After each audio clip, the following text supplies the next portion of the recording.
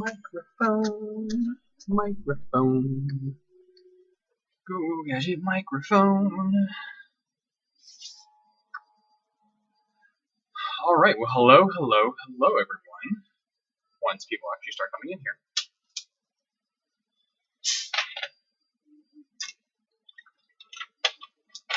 Vaping Giant, how you doing? Haven't seen you in a couple streams. Those lights are on, hang on. I just forget to turn off my recording lights.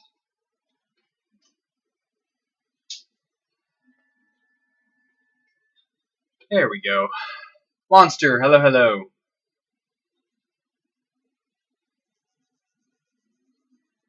Mike. Oh,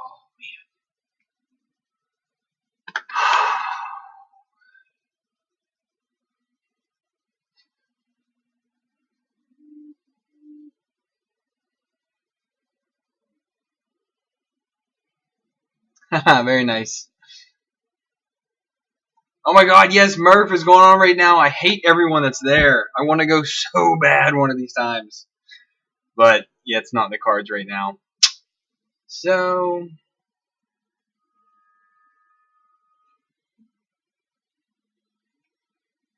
Oh, there's someone doing live streams from there?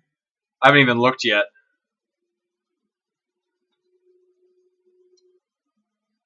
To see what's going on. Hopefully someone's doing something. Oh yeah, there he is. The E3D live stream.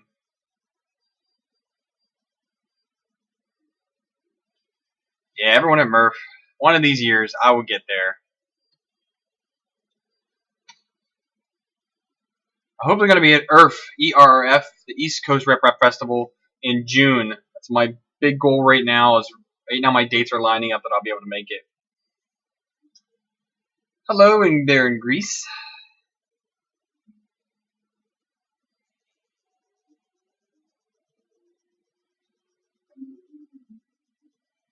I got new parts printing. I'm doing some polycarbonate printing. But for some reason, it split on me, and I'm not sure why it did that. I don't know if any of you guys have any experience with printing with polycarbonate. It only split in one place. It's my, so it's my coin. Where are we at here? There we go. So it's my coin right there. And it's split on one of the sides. Just one slight split. Either, not sure, I mean the chamber is heated. There's no fan on it. I upped the, I'm printing this exact same print again with a higher bed temp and a higher nozzle temp to see if that changes. Or helps, I should say, but I'm not too sure.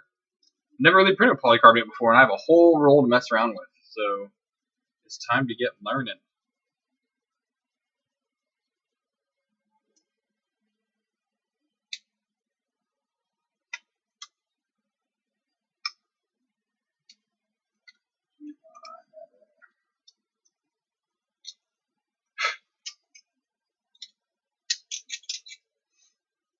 For those of you who are going to ask about the Hypercube, yes, I am working on it. It actually is all set up right here.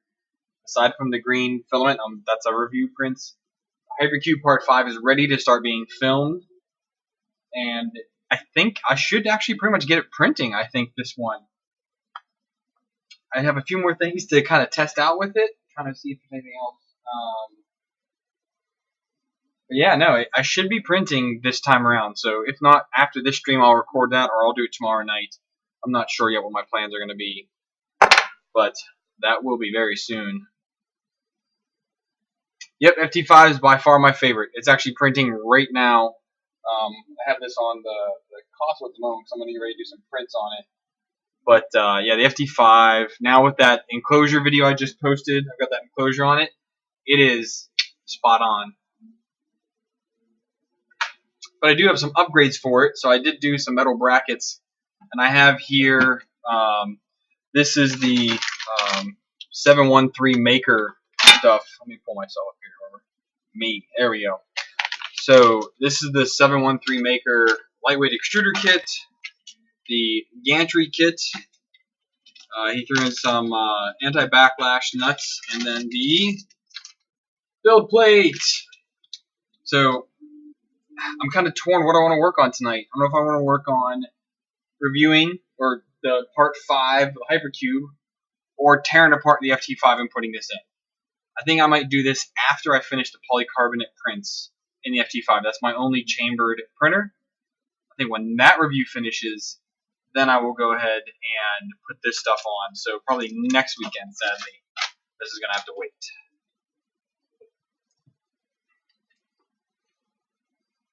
That is just a aluminum, I think it's a mix 6 of the actual build plate size for the FT5.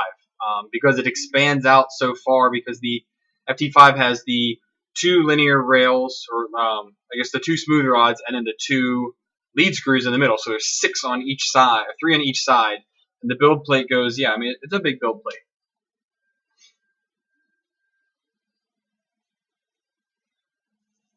So I think so FT5 or CR10S. I'm torn because the FT5 is so easy to enclose. I mean, I did the video on how to enclose it for like $25. You can probably do it cheaper if you have a Dollar Tree nearby. If you have one in your country, I don't know where everyone's from, but if you have that, get some foam board. You can enclose a whole printer for like $10. You can go premium route and pick up an actual kit with using wood or acrylic, and that would be those start like $150 up to like $300. The kit I have right now is a $300 kit. You can do a wood and plexi one for $175 from that 3D Upfitters. With the 3D Upfitters also has one for the CR10. Now with the CR10, it's not easy to enclose because you have to build something for it. Like you have to build a frame or use, sizable wood, I guess, to actually get it enclosed. And I'm not sure that is. I don't know. It's just tough. Like, I don't want to enclose those because they are just behemoths now. I also changed up the way in both of mine are. You can see the front braces right here for the CR10 that's printing, and then the CR10S. Both machines now no longer have the control boxes.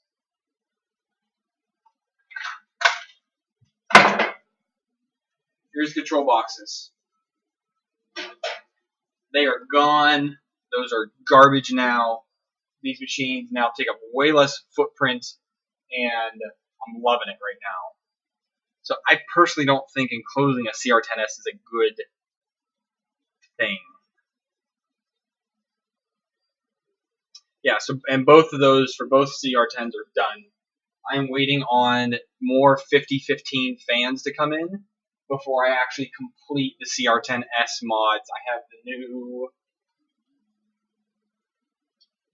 the new extruder cooler, or the part cooling fan. So it's the two 5015s and an easy ABL kit that I think Tim at T3D is sending me.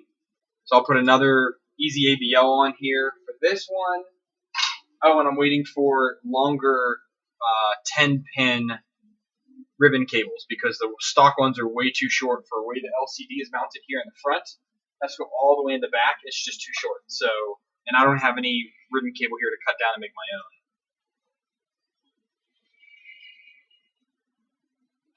So if you're PLA only, I'd probably do the CR10 or CR10S then.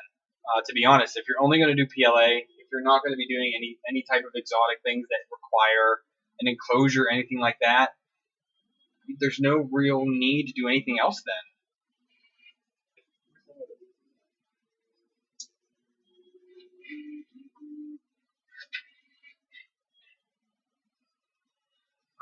Give me 1 second.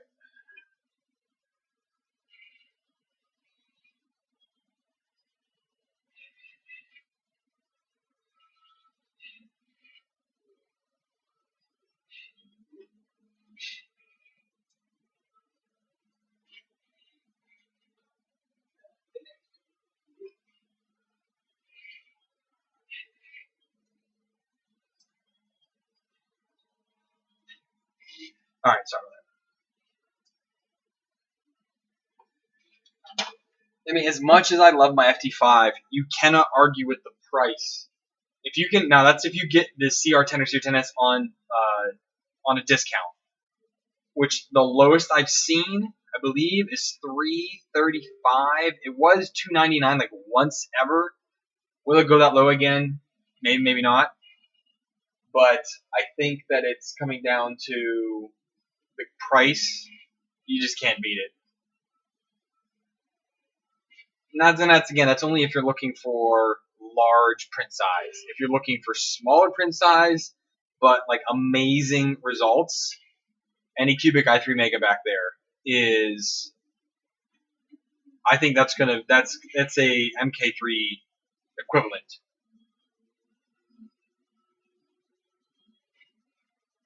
So 10S, what are those usually around? They run, I guess, right around the same price, unless you get on sale.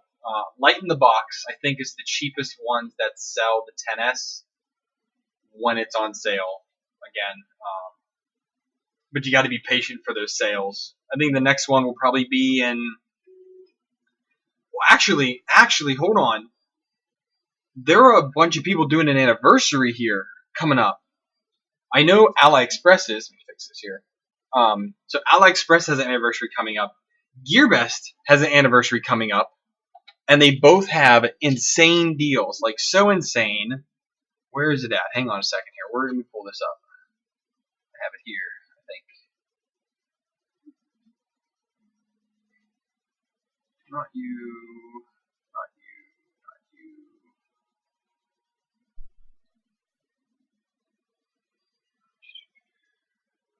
you. Okay, yeah. So just for example, on some of the sales they're going to have, AliExpress is having their 4th anniversary. So this is the CR10 Mini. Normally $362. It is going to be $159 in, I think, 4 days.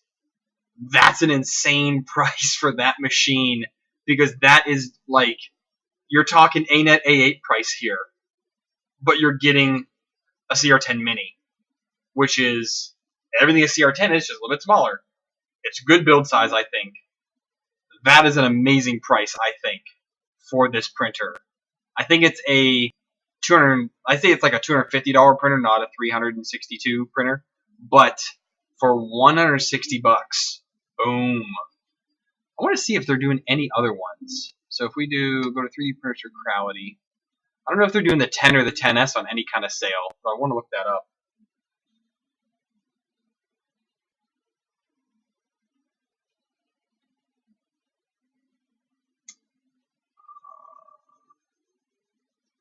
Let's go back to their store. That's where this was at. The Creality store. 10 in this store. Let's see what happens.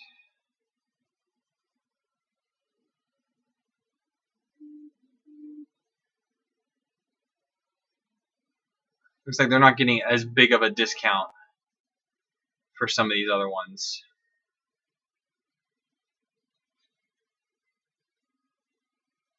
So it looks like this 10, the 4S. Oh, that's the 4S. Where's the regular 10S? 5S. Jesus, good grief, it's a huge printer. 10. See, and the price on Ally is a lot higher than GearBest or anybody else. Like, I shop a lot on all of them. Ally, I usually get like all my little bits and bobs off of, and they're usually cheaper than most people. But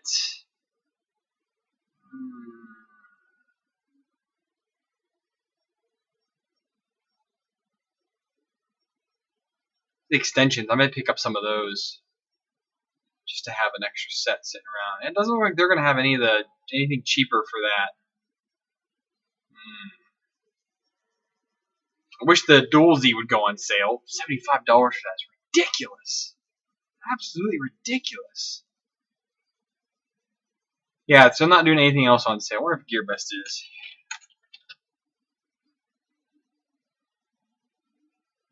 Yeah, $1,000 on a printer. Oof. My most expensive printer is the FT5, which I bought with my own money. and that was the second printer I ever bought, and that's what I bought that because I wanted to start YouTubing. I wanted to print big, number one. Number two, I wanted to start doing YouTube videos. So I bought my G-Tech Burst i3 aluminum. Then I bought the FT5, and we were off to the races. So I really enjoyed that. CR10S.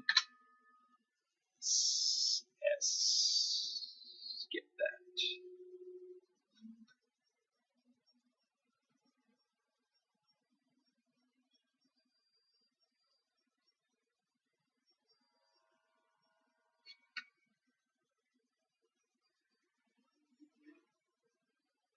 Well, the CR10 right now is $378. That's not a horrible price. Like I said, $335 is kind of the normal for that. But for some reason, the 10S doesn't really ever show up on GearBest unless you're like a direct link.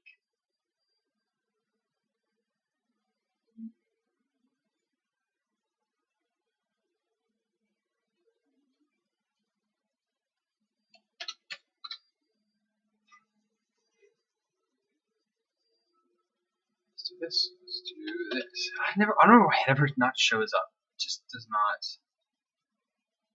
want to cooperate at all.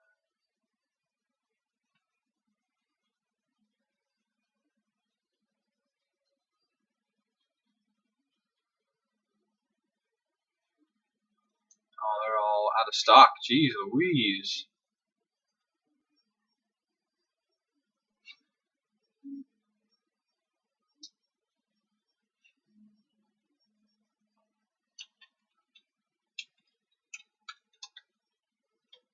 Let's try that and see what comes up. You know, still nothing. My goodness. Upgraded version. What's the upgrade? Oh, the upgraded version is that. They want 501 for that. Well, that's still cheaper than everybody else.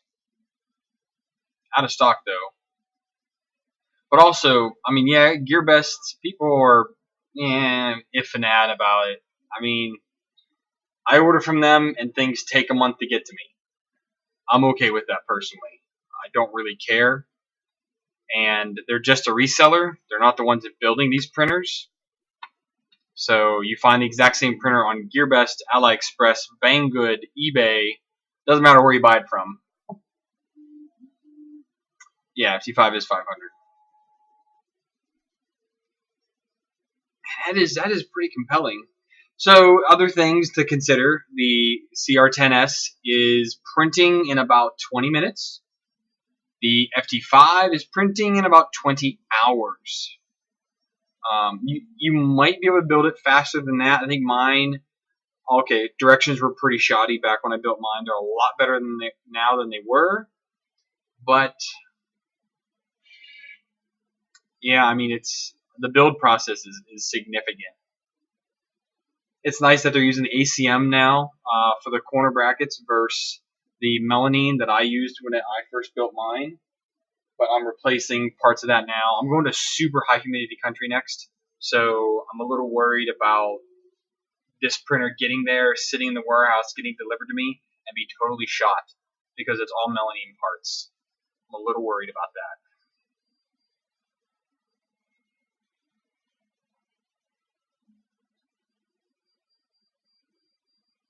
That is a tough question, man. Oh man, I'm thinking hard about this now. What in the world to do?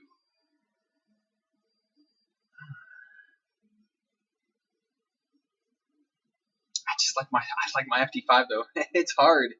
I mean, it really is. It's really hard to decide. They've made so many changes on the FT5 than when I first bought it.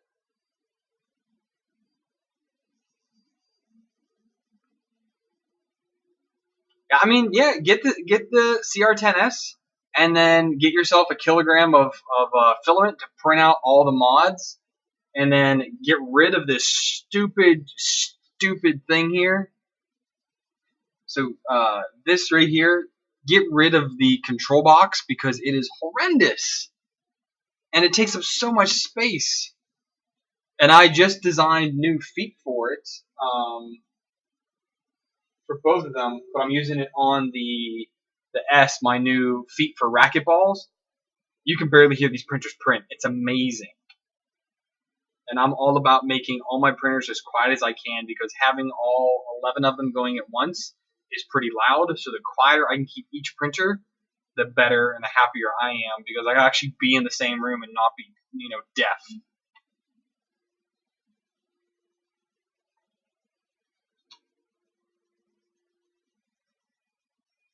I need to check my coupons, see if I can put any coupons on this for the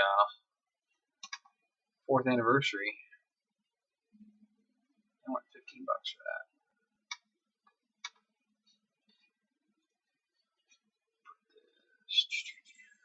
Back over here. I don't lose it.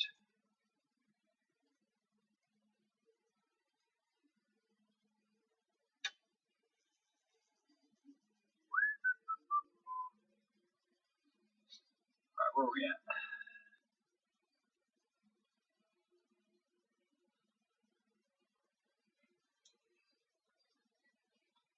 It's a quiet day today. I'm surprised.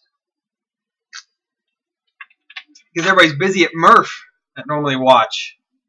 Jerks. I did get invited to China, though. I don't think I'm going to go to that, though. That was kind of a funny email to get.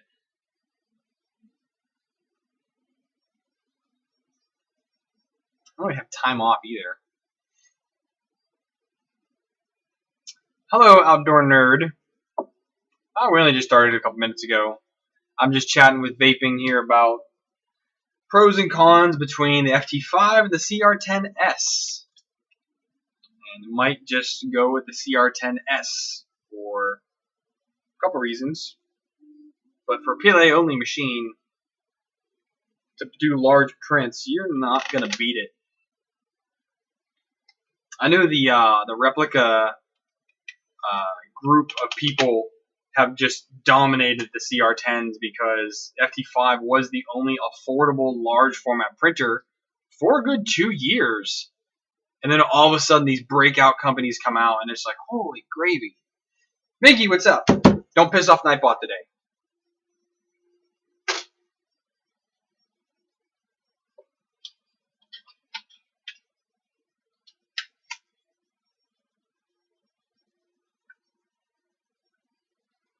Okay. So E3D, they're supposed to be showing off that printer that they're developing, and I cannot wait to see some more videos on that. So I'm hoping, 3D Printing Nerd will do, Joel will do a video on that, because I'm really excited to see how that turns out.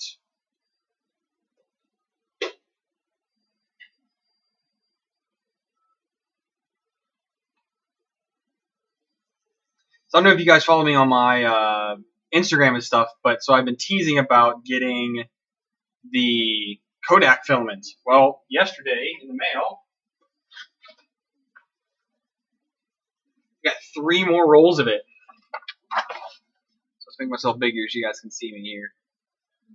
So I got 3 more rolls of Kodak filament. We've got Hips, Flex 98, and Nylon 12. I am super happy about this. Cannot wait to print with some of these. I have the PLA Plus going on the CR10 right now. You can see the bed's moving here. But these will be fun to print with. Especially because it's from a company that doesn't know what they're doing really with this. It's all kind of new.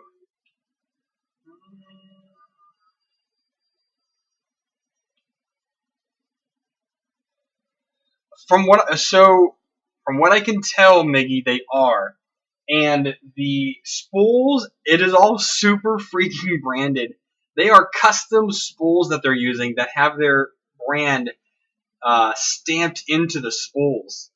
They are going absolutely, balls to the walls on it, on getting that done. They're trying to do a lot of marketing. I saw, that dude that has the G-Max thing, and he did the 365 right. Was that Practical Printing? But he recently just released his PLA Plus video, and I am in the middle of printing mine, which I'll probably finish filming that tomorrow, and it'll go up in a week or 2, depending on my posting schedule. But so far, it prints decent, super strong. I'm actually really impressed with how strong it is. The only downside is it's a little expensive, because they're not really going after they're going after the prosumer category of people, not consumer. And their portrait 3D printer, which hopefully I will be getting one. They've said they're going to send me one. We'll see if they end up following through. That is also a prosumer small business printer, fully enclosed. It's a little bare metal on certain things, but it has Wi-Fi, camera, dual nozzles. The actual filament where it feeds from is enclosed as well, and that way you can put in the hydroscopic. Is that right? The filament that absorbs a lot of moisture, so flex and polycarbonate and nylon. You can keep that all enclosed in the printer and not worry about it getting moisture because it's enclosed. So that, I think, is a super cool idea that I have not seen anyone else do out there yet. Well, I guess the Rays has theirs inside. It's enclosed, but I don't know if they tout being able to print with those type of materials and keep them dry. I'm not sure, but I guess we'll kind of see what we'll see how it ends up going. I'm super excited. I really want to get one in here, a dual nozzle machine, industrial style one that should be able to put it through its paces. I'm excited.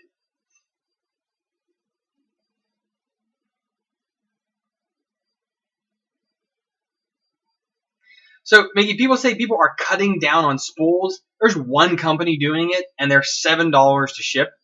I'm sorry, no. I am a huge fan of free shipping or cheap or free after so many rolls. Hydroscopic, yeah.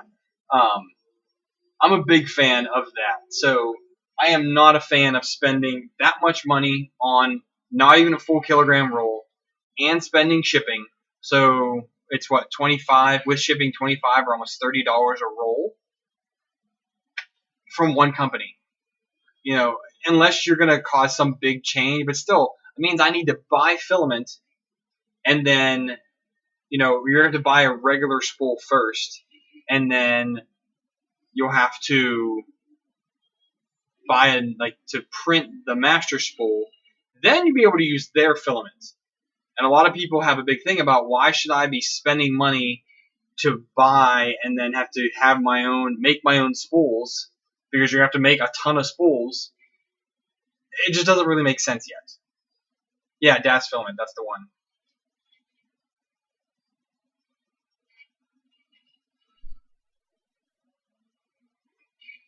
Indy, I think it just finished.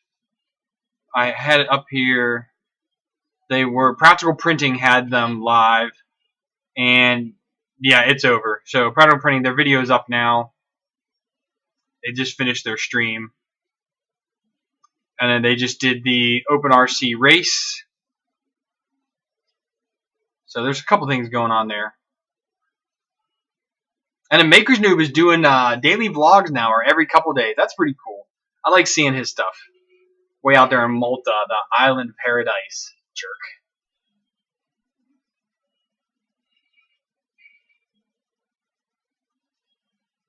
So, yes, some companies, it does include the weight of the spool. I wish I had known about that earlier in reviews, because I would have started to look into that, but I have not. So, yeah, I was just, one of my subscriptions, I saw it there, he had the one up. And I don't know, I still don't think, unless it becomes mainstream, they're going to be the only company that does it. And I don't think people are going to want to do that, because no one's going to want to spend money to print a spool. Now, granted, you only have to do it once. I don't know. It's just, you know, unless you're someone like Maker Noob, who has a box of sample filament he had sitting there in order for him to print his out using the palette of all things. So he's using a MK3 or the MK2S. So either way, a $700 printer, $750 printer. Then he's using a $750 unit, the Palette Plus, to make those spools. Granted, you can do it other ways as well, pause or use a run-out sensor, things like that. But regardless, it's not really practical yet. It's not at all.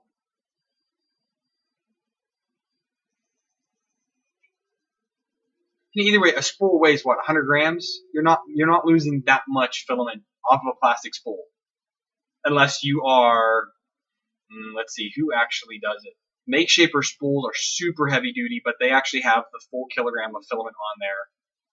So their spool weighs in about 1.25 kilograms. Who else has a thick spool? They're really the only ones I know that have like a super heavy duty spool. It's actually really thick. Look at all the different spools I have here right now. I don't see any other ones here that are pretty thick. They're all pretty lightweight. And then 3D Solutech actually has one of the lightest spools that I've noticed.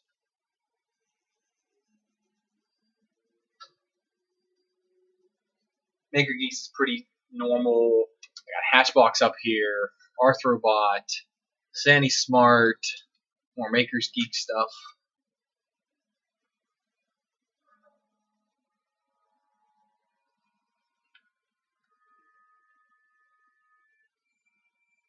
Well, I mean, no, Daz said that they are.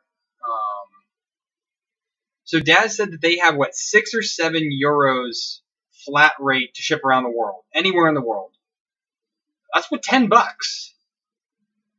So I don't really see why in the world would I spend $10 a roll for shipping? It just doesn't make any sense. So Matt, yeah, Protopasta, but Protopasta is honestly I don't even know the proper word. I mean, they are like the best filament you can buy out there is Protopasta.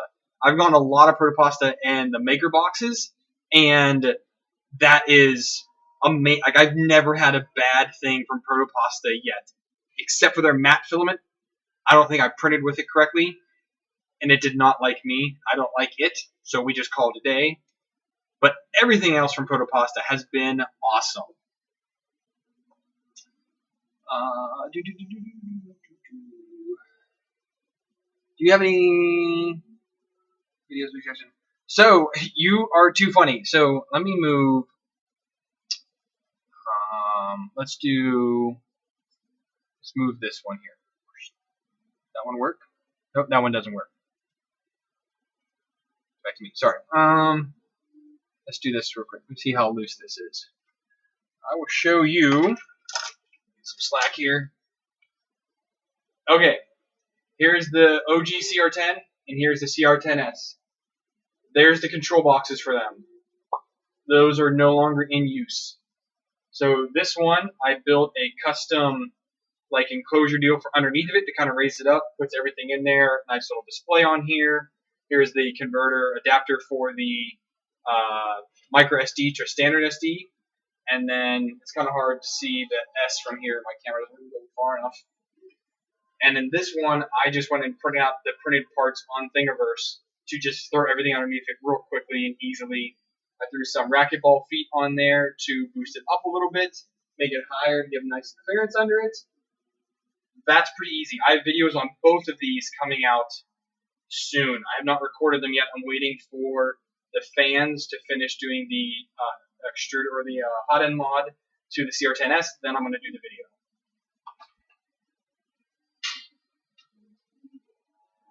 Sorry, that was a little awkward to show. I apologize for that.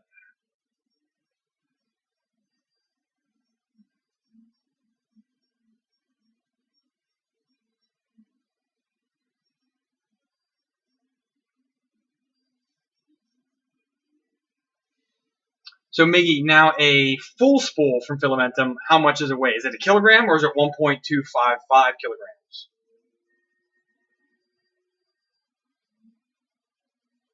Or 1,255 grams? Thanks. Yeah, I've really wanted to get rid of those because I only have so this is an 8-foot bench, and I have an 8-foot bench here that you guys are seeing. You see it in my background on all my videos. This 8-foot bench has Triangle Labs Delta, the Anycubic Delta, CR10, CR10S, and a little bit of space on the end. That little bit of space came from getting rid of both of those boxes, which is enough that I can shift everything downward. Like I'll bring the CR10, CR10S up here, move the Deltas down there, and have room for a 5th printer on my desktop here. That to me is a huge bonus. As a YouTuber, I don't know how much of a bonus that is for like you guys out there, but I can unplug one cable from the CR from either one of these, unplug one cable, pick them up, and walk away with two hands. When I was moving these before, I had to get my wife come help me. Okay, wife, you get the control box. I'm gonna get the rest of the printer, and we're gonna do this little crazy shimmy shake. Okay, now we're gonna set it down. Super freaking annoying, and that just drove me off the wall.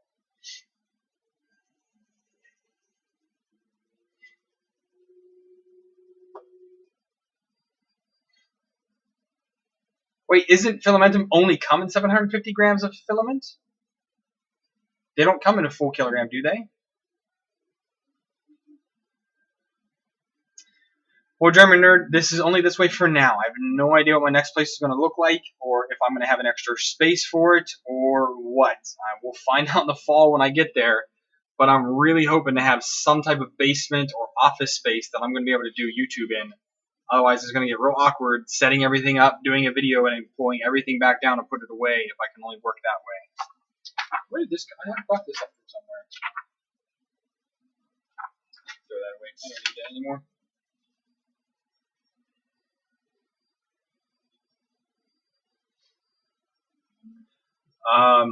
Is someone else having bad sound except for you, Doom? Hope someone would tell me if I was.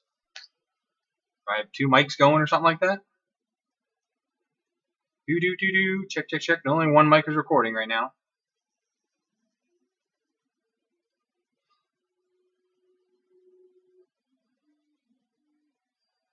But still, so Miggy, you were saying it's 4.64 euros. That's what, $7 or $8 shipping. Still, that's crazy.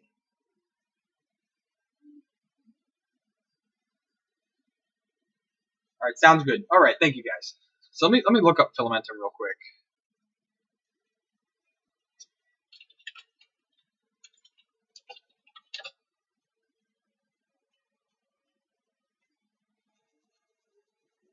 I really want to try some of their Filament. I think I've only gotten a little bit yet. Oh, I actually just printed some of these Easter eggs. These are pretty sick. Let's go back to here.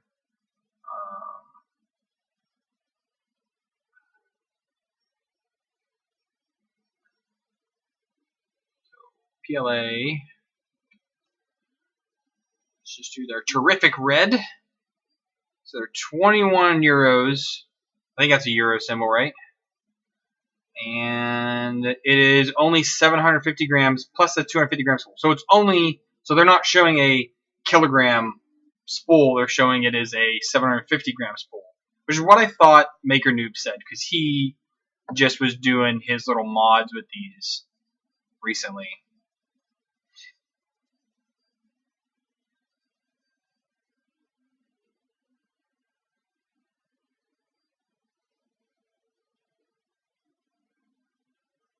That's not too bad for flat rate then. Okay. So, and what's that? Go away. Where's this at? So, and it was what, 21 euros for that. So 21 euros. So $26 per roll. That's not too bad for 750 grams.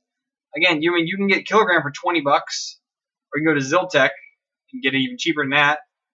But you get like their 10 deal. It's like $11.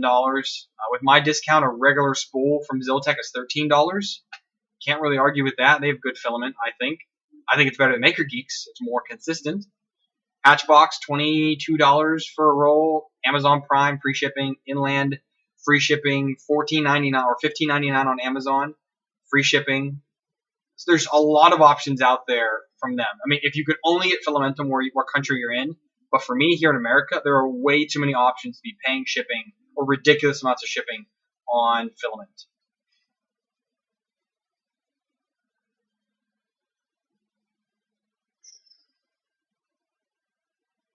Oh my god, you got 16 spools of 3mm? That sucks.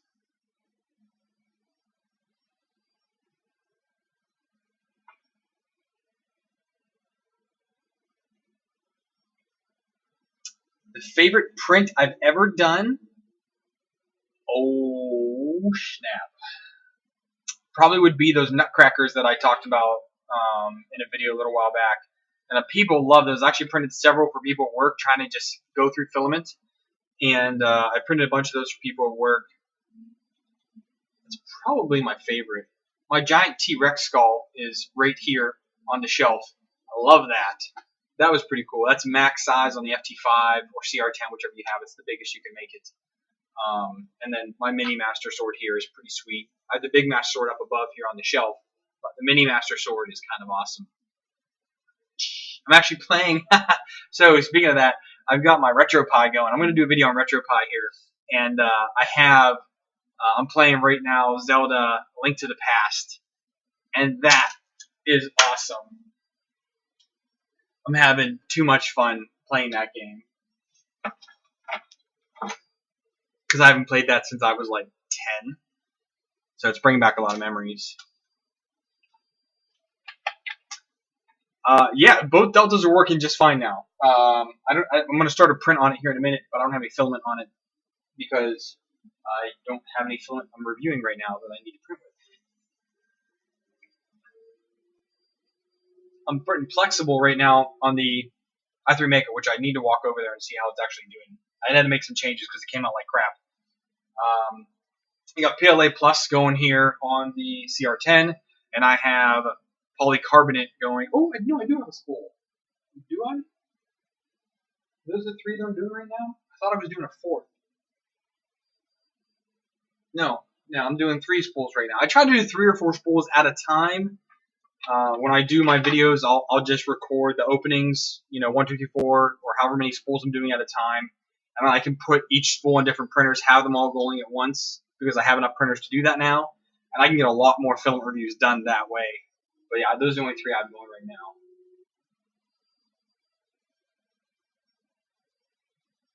Yes, the Mini Master Sword just broke. Sorry, yeah. The handle was under extruded. That was why. Because I actually had problems using this silk filament on the Ender 2. So, yeah, the handle broke. But the sword's still intact, so I'm just going to reprint the handle and reattach the sword to it like that and be done.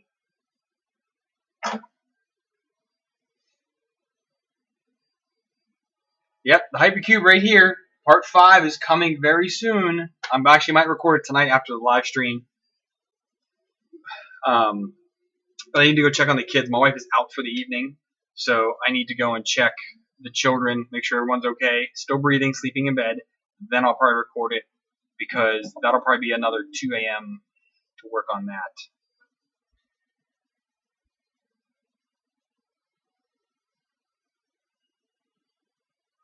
Yeah, so again, so the deltas are working out good now. I had to do so. If you look here, see if I can bring it up. I don't have a big screen for the delta, but right here, I hope you can see these. These are leveling knobs. This is what I had to print out in order to level the bed on this Anycubic the Anycubic console. And then the Triangle Labs, I was able to figure that one out as well. So they're both printing now. I have a bunch of mods done on the Delta. The Delta video is coming out soon. I don't think I posted that one yet. Hard to remember what I posted or not. But yeah, so it's working. We're there. Hobby King filament? No idea. Because Hobby King is, again, stupid expensive to buy stuff from. The only thing I've ever bought from them that makes any sense to buy from them are RC parts. Aside from that, I have not found anything that is worth the money to buy from them because of shipping. Shipping costs are stupid from them. Even from the U.S. warehouse, which I think is in California. Shipping across the continental U.S. should not be expensive, but yet it is for them. So unless they want to send me some, great. But it's kind of like buying the filament from Banggood. That copper filament came out great. Awesome filament. $35 a roll? Not so much. That's just a little too much per roll.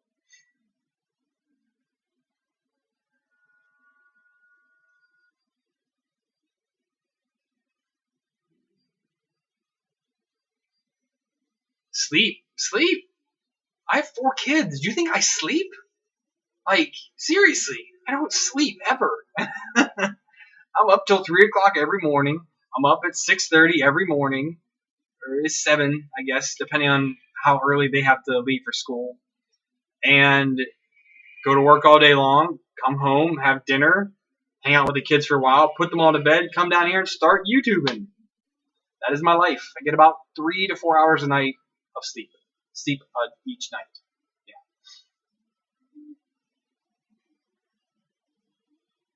Later, outdoor nerd. I gotta catch back up to comments here. Oh, cool, Derek. Awesome. What did you get?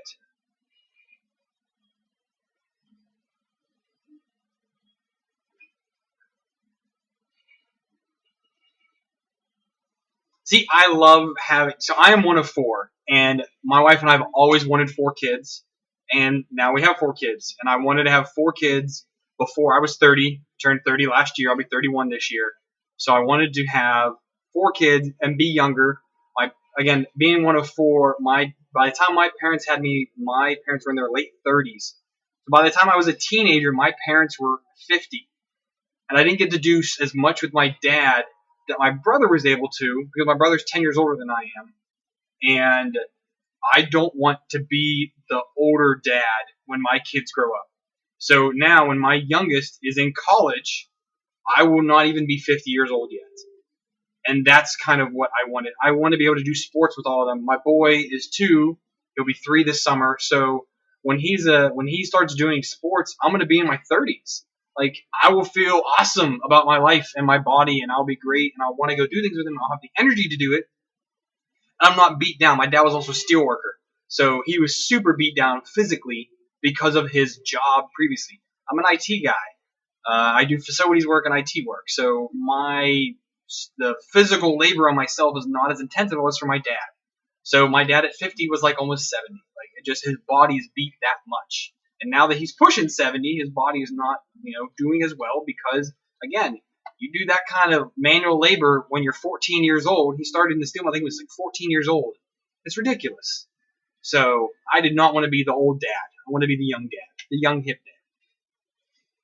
A Nikon P520. Never heard of that. I'm going to look that up.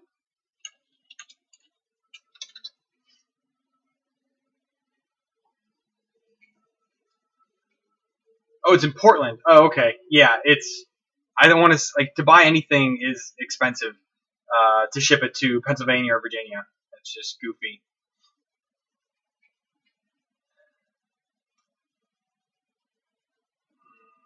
Rover, hello. How you doing?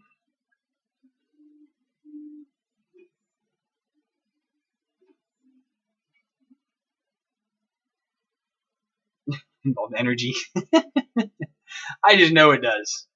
Especially, again, in your 30s and have 4 kids. But you do see, look at this. Gray. I'm going to have a mohawk of gray here going one day. But that's okay. I'm all right with that. We're getting a little salt and pepper in there. Wife thinks it's hot. I'm okay with that.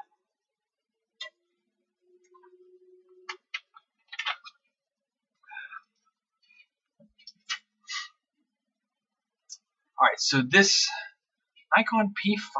Look at this. Amazon. So it's 18 megapixel. I'm checking this out for you, Derek. Later, Matt. So that's the nice thing. There's no gray hair in the face yet. So I'm not that old. When you get gray hair in the face, sorry, Miggy, that is a telltale sign you're getting old. Or you're super stressed. I mean, I count my gray hair as stress. My job and 4 kids all adds into that. What's the specs on this, Derek? Does 1080p video, which is nice. It's a built-in lens, right? Yeah. Oh, the swivel is nice. See, that's one thing I hate. So I'm running a 6D here. This kind of nerdy camera talk here. I used to run the T4i, which had a swivel camera, LCD on it, which was great for vlogging. I can't vlog with this camera because I don't know where the hell it's pointing, and I'm not that good at where it's pointing with my wrist to know where it is. So having that little flip out screen, if you're going to do vlogging stuff, that's great. Now my current setup is right here. You see I got my little stand down here. I run a cable from that to my tablet. So I've got my Samsung tablet. You can see it in the screen over here. That one there. I run this, and I bought a DSLR program. I think it was like $5, a DSLR controller, and I control everything through that. It's all touchscreen, so it's nice. But I wish I had a camera that had a flip-out screen, because even my Panasonic point and shoot that I use for my close-ups, that doesn't have a flip-out screen either. So I end up just using the GoPro, and I attach my microphone to that, and I go from there. But I really do wish that I had a camera that had that flip-out screen. So that's not a bad purchase. Not bad. You're doing 1080p, the old model, which is perfectly fine. Yeah, I think that'll do good for you. That'll definitely better what you're using now. Now what you need to do is audio, Derek. So audio is the biggest thing. So right now, you guys are listening to me from my Rode Lav mic. It's $100, and you need to get the adapter, I think, which was another $10. This microphone is awesome. I personally think it sounds good in my videos. Or you can go on and pick up one of these. So this is what I used to use in all my videos. So this is my newer condenser mic. The arm and the mic, I think altogether was like $40. So it's a cheap way to get high quality audio.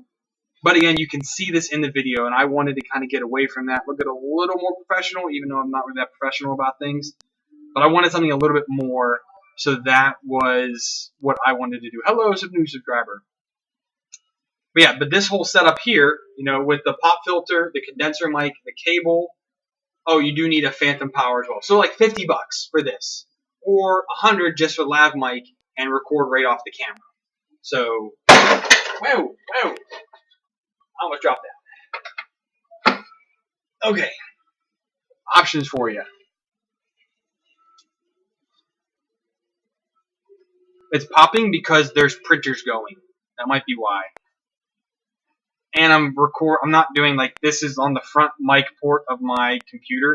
I'm not using any type of mixer or anything else. I mean, my desktop setup for the live streaming is not Tom Sandler's level. And I also don't know what utility I would use to filter my microphone into the computer. I might look at that next year, as this is what, like, my 8th live stream.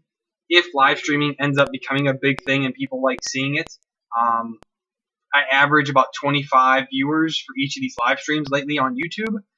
If I start averaging like 200 people, I will invest more money into getting better audio for the live streaming part. But until then, this is more than enough to have decent audio for this purpose. Razer Siren. I've never heard of that one. Let's see if it's on Amazon.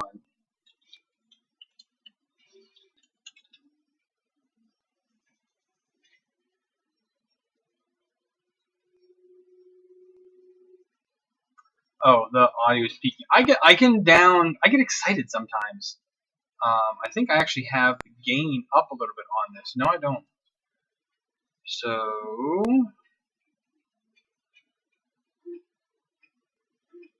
where are we gonna go here? Recording. I think I'd probably have it up a little bit.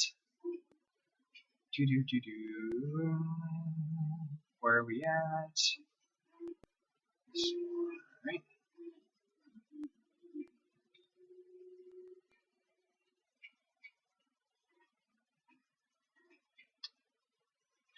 Oh, I'm boosting it, that's why.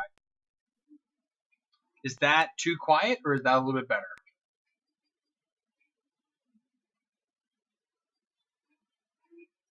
It could be that I was clipping the mic, which is, I get excited sometimes. So, I mean, that might be it. I don't know. That's what I have, German Nerd. That's the newer NW700. That's the same one that I have up there. Pretty sure that's the one I have up there. Flat as hell. Is that a good thing? Okay, so I was clipping the mic a little bit, I guess. I had it at 20 dB up.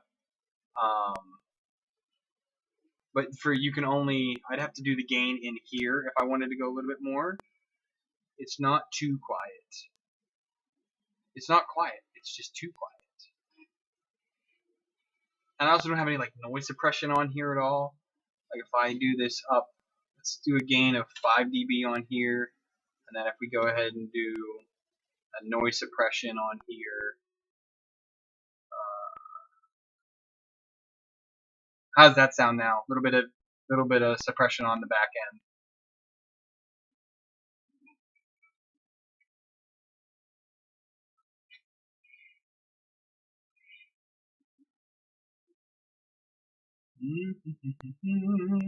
Testing 1 2 3. Testing 1 2 3.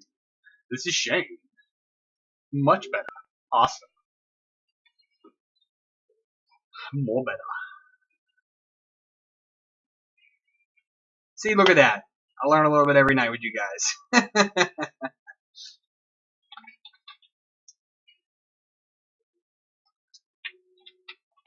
Faux. Faux the compression. Faux. It's faux real.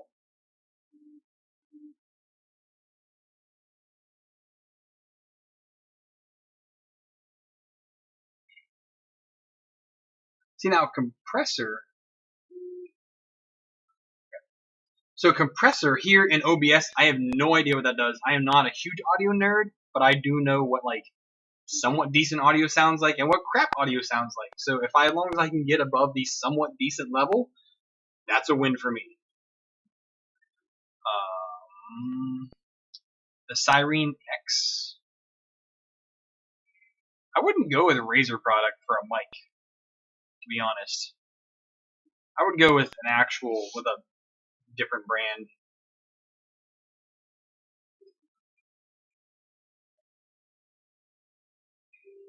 Cooked hot end, well that sucks.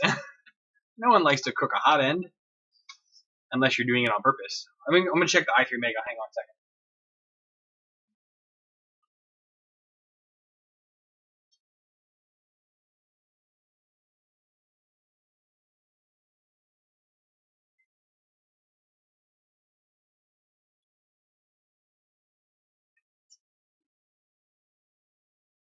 I know flexible filament isn't great on a Bowden setup, and it's not printing great on that printer either. Might stop it. I don't know. Maybe throw something here on the G-Tech and print with it on that. Problem is, I have so many Bowden printers now.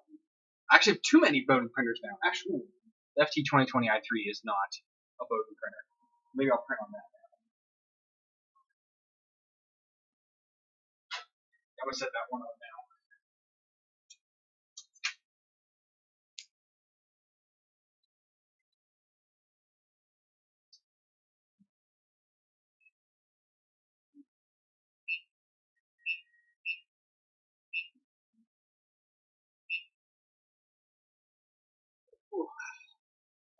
Alright, yeah, I'm going to set that up real quick here because I only have 1, 2,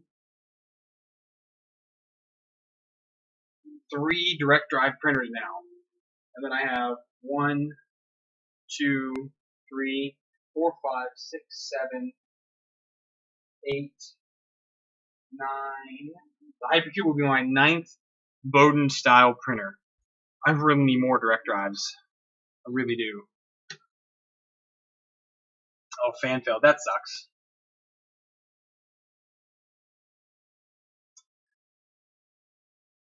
He's gonna break 200,000 soon.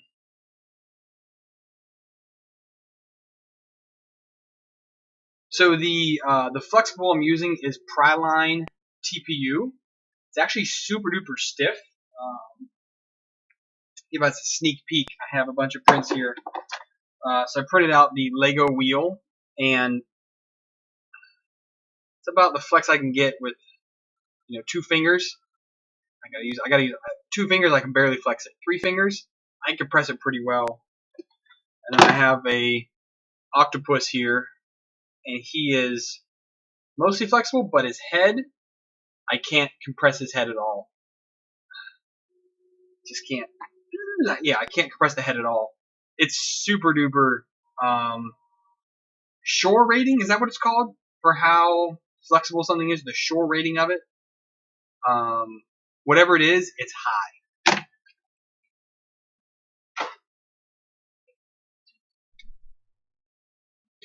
edit this. We're going to go to the 2020 i3. That. Switch you to. I don't even have a profile here for it. Let's make one real quick. So we're going to call this TPU. 15% infill. That's fine. Try something 1.0. 442. Adding 2 millimeter layer height. 10 is fine. We don't need support. Infill, fast honeycomb, heated bed. Okay, so for this 70 and 235. Max cooling on it. Speed, we'll lower this down to 40 millimeters a second. Travels on there. Okay. So arrange that. Print.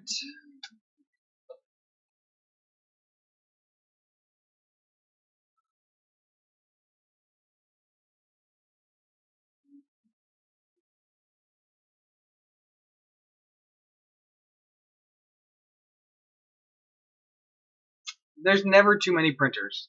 I guess, but it also depends on what you do. Again, this is what I do. So having a bunch of them is not a big deal to me. I use them all. They all get used. And I guess that's also the same thing for other people. That they're like, oh, when should I buy another printer? Do you print enough on one that you need to have two? Or do you have one small one, like a monoprice like Mini, and you want something bigger to print big stuff? So get a big, decent sized Delta, or you're going to get a CR10 variant. All depends on what you use. And for 4 printers, as long as you keep them all occupied, why not? Hello, Kevin. And thank you, Miggy. Yeah, that's what I thought.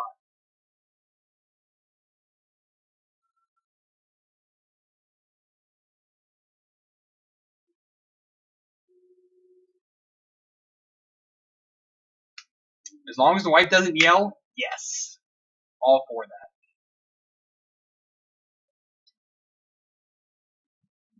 What was I doing? Oh, yeah. I need to save the SD card. Wiggly wiggly. You guys give me 1 minute. I'm going to go ahead and switch these over here. Oh, yeah, German nerd. Tell me, how's that D9? I saw you talked about me last time. How's that doing for you now?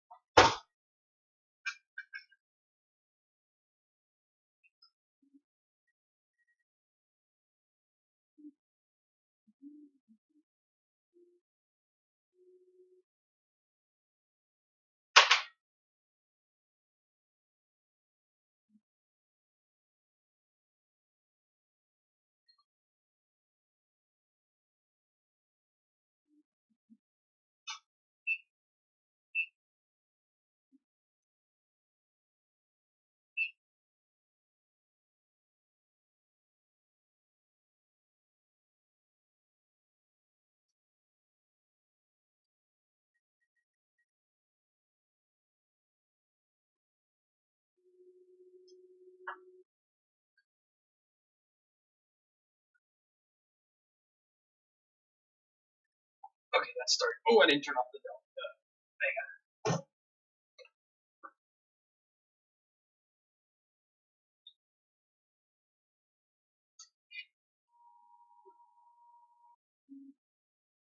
So the Mega, this was with the first one.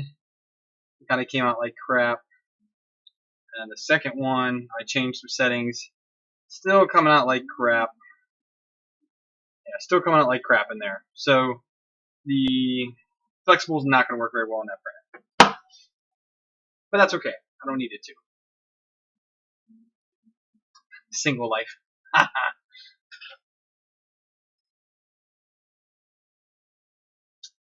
Problem with bed leveling, huh?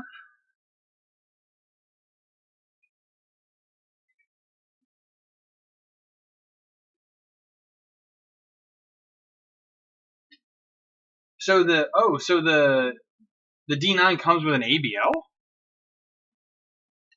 Didn't know that.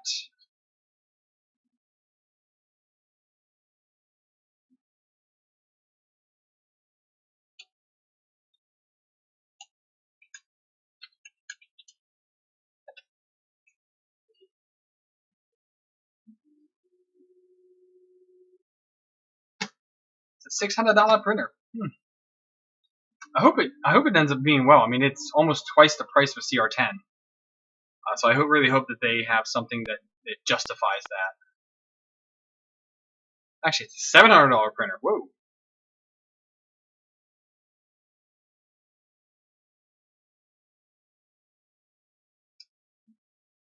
Let's see here.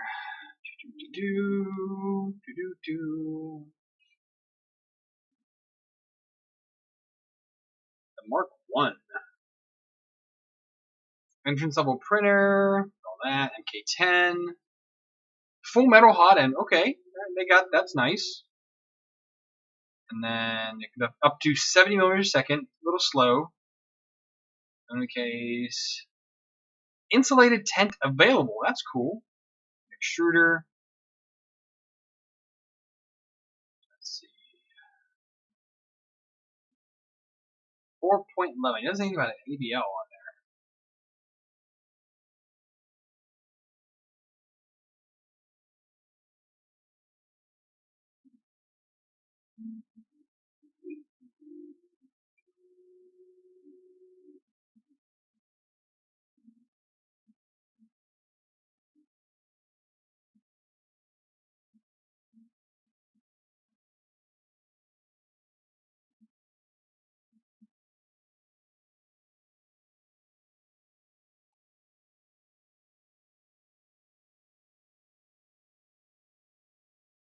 Oh, I'm surprised they're really comparing it against the CR10 here. Power zoom. Insulated tent looks like a doggy bag.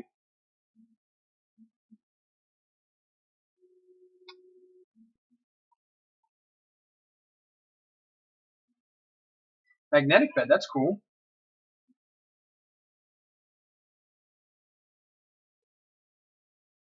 Direct drive, yeah.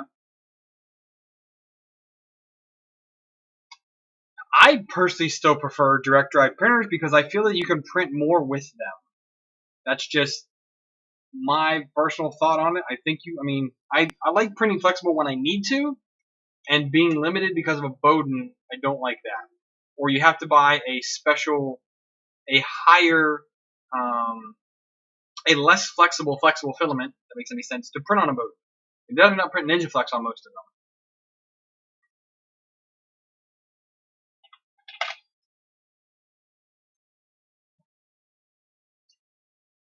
So if I ever got my hands on another CR10, I would convert it to a direct drive with an aero extruder. And I'm actually really debating on putting an aero with a start for an Hangout.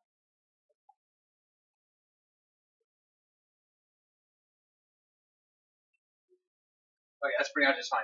I would actually debate on putting the aero extruder on the 2020 i3, the Fugatech 2020 i3. I haven't decided though, because I have one. I think I have one sitting here. It's in one of these boxes somewhere. Yeah, here it is.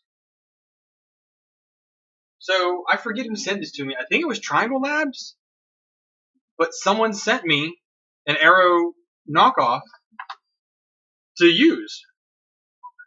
I said, okay. That is the wife calling. Stand by one. Hello. Yes, ma'am. Yep, second. Bye. Stand by one, guys. Let me go let the wife in the door. Be right back.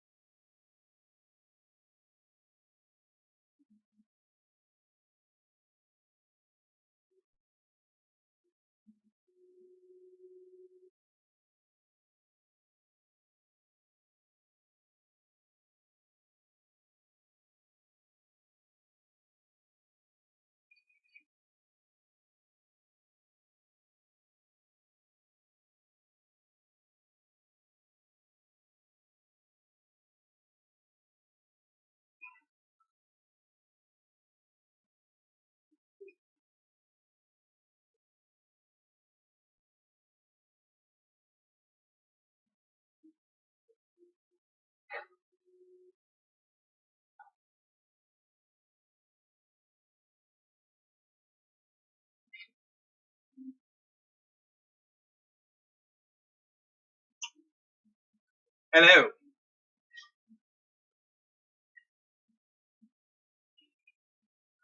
We were traveling today in country, and we came across this bread. It's to die for. I love bread. Om nom nom.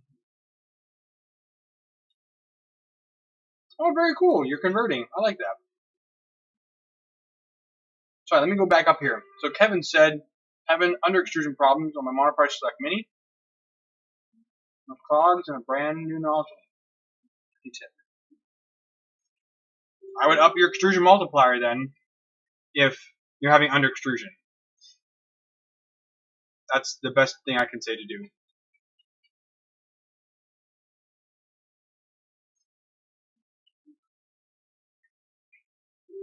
Or what vaping said. I just read that too. Sorry about that.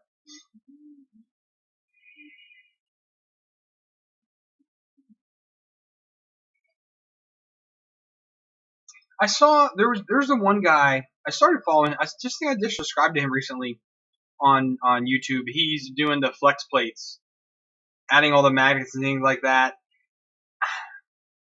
If you need that, I say okay, great.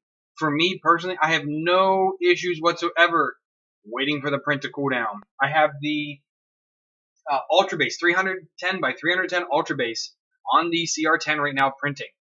That is awesome. I love it. It's working great. I saw that Jesse was having problems, Uncle Jesse, and I don't know why he's having problems. I am having none. I mean, the print I'm doing right now is pretty big. I saw it earlier.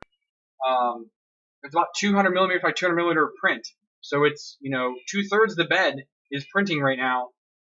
No lifting, no warping. It's stuck on there doggone good. And as soon as it cools down, it's not even attached anymore once it cools down. I love it.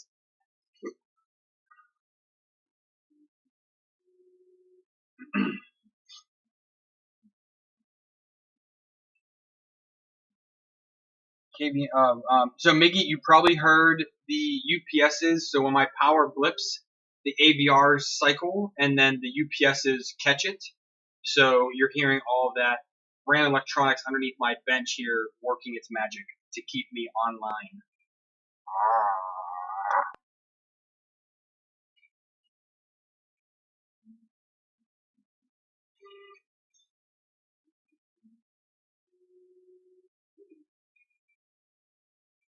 Gravitational field. I'm catching up to these comments. You guys are hilarious.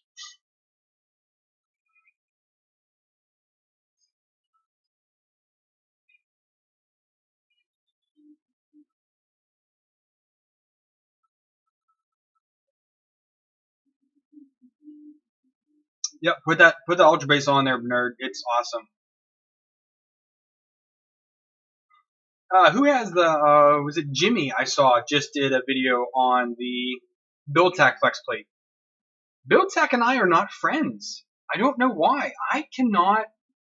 The only machine that I have that works really well with Buildtech is the freaking Monoprice Select Mini. I put a piece of Buildtech on the plate and it works great. I mean, amazingly great. Everything else I print with Buildtech, it never ever wants to let go. I think I still have. Hang on, let me look here real quick. This out of the way.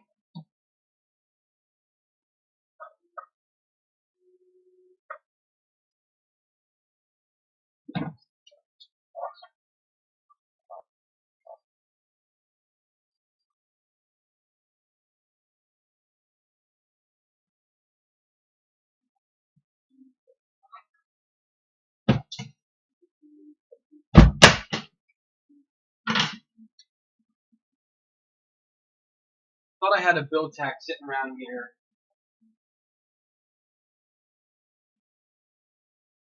No, I did have one that I printed something on, and that sucker would not come freaking on. And I still had it here so I could work on it.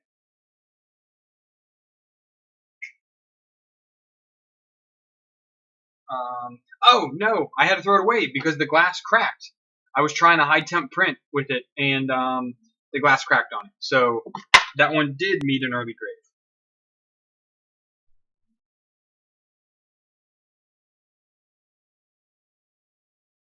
Mr. Purr, hello, how you doing? I just saw that was you commenting.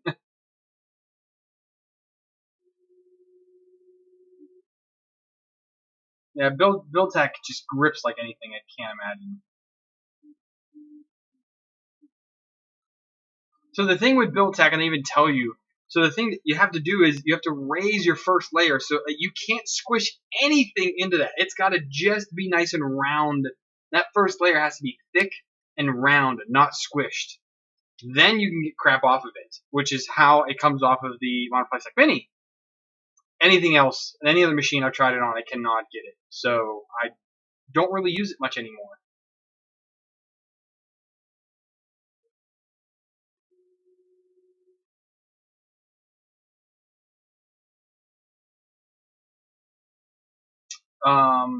How hot?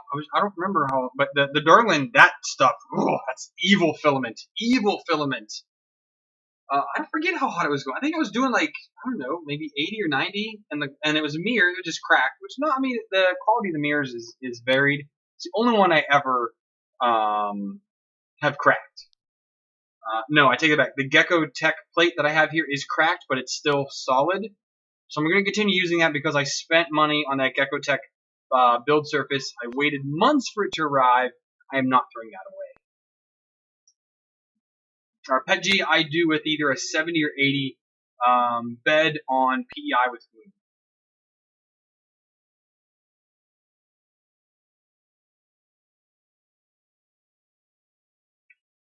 Yeah, maybe I'll try it out one day, see if they send me one. Now I'm looking at this arrow. I actually really want to try it. It's gonna kill me though, because I don't want to disassemble that machine. It's working so nice right now. But what? I have the wrong throat on here. That's one thing that's going to screw me up.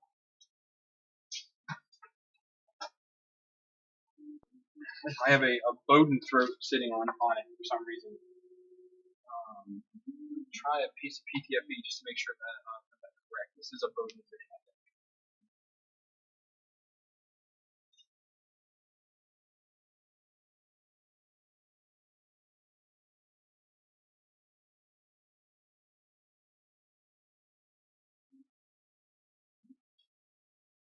This is a Bowden all metal.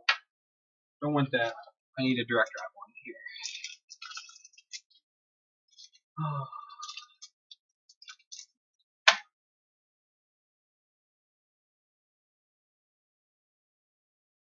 This is also freaking Bowden one.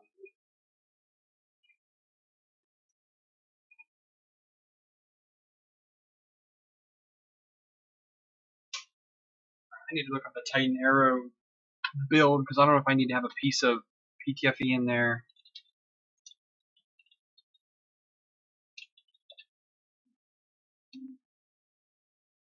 If I need to have a piece of PTFE in there, this other one will work. This one will work just fine. But I think I do. We shall find out. So I don't want to put the arrow on the FT5 because I just don't want to. My current setup won't work. Maybe when I put the ultralight on there, we'll see. But as of right now, I'm going to stick with a regular V6 because I can hot swap for a. This is my Volcano setup for the FT5. I can just hot swap this on there with ease. So that's why I like having this. I like having the V6 for that reason. All right, so we're going to create an arrow, assembly. Oh, this is kind of cool. So I don't know if you guys. This is actually the exact same way that Prusa has his setup, his website for the assembly guide. That's pretty sick. I wonder who did it first, though. So there's that. There's that. Yes, yes, I know all that. I need a piece of tubing in there, though.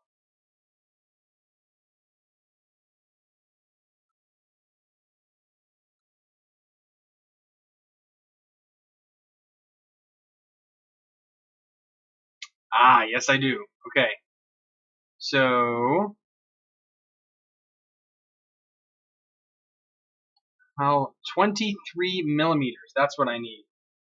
So that is what's going to save this.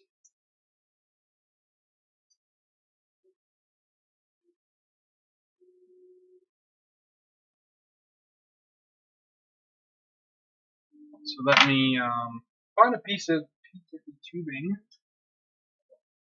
I have just some extruders that set.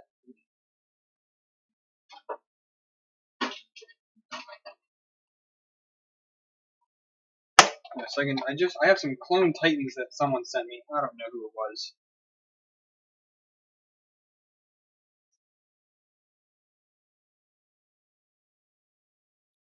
Sorry, I end up using these.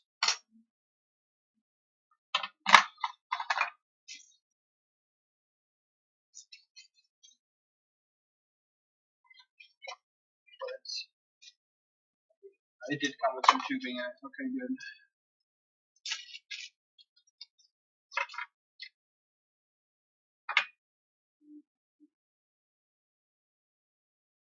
Bearing in there to make sure this actually moves okay.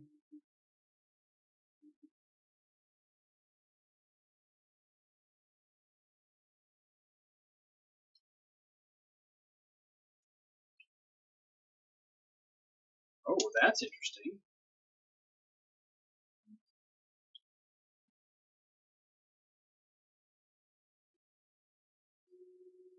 It does not line up with this clone housing. Very interesting.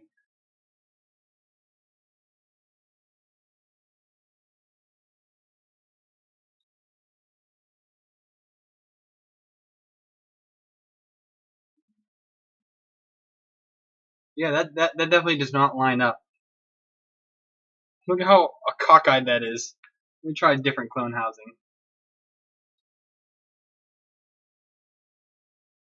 I don't even know where I got this one from. No idea at all.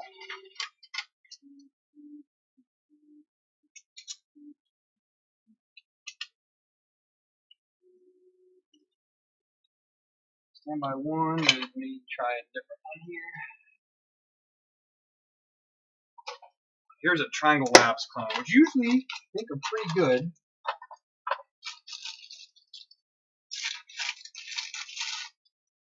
Let's see if it is any good.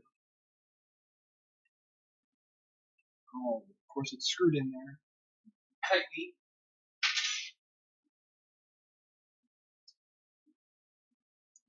Try this out here. Is that too small?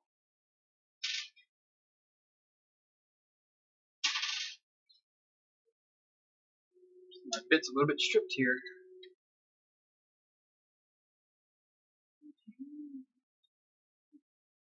There we go.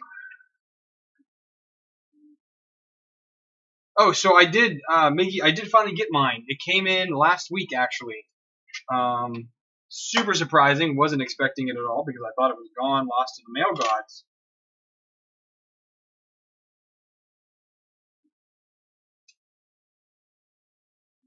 This one looks a little better.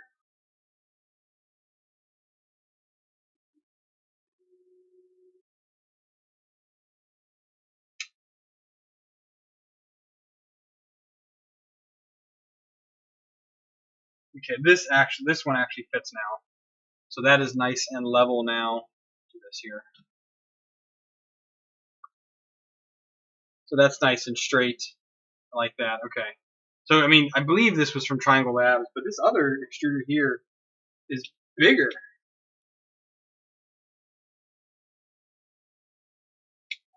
Holy heck, yeah. I mean, look how much bigger that is. Right here. That's several millimeters larger. That's crazy.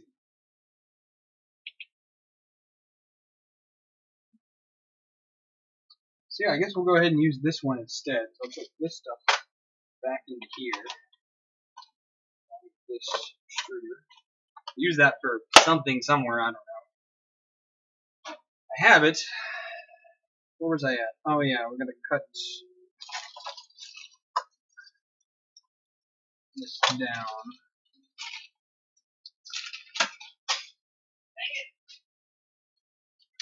B, knob, tension bar, black,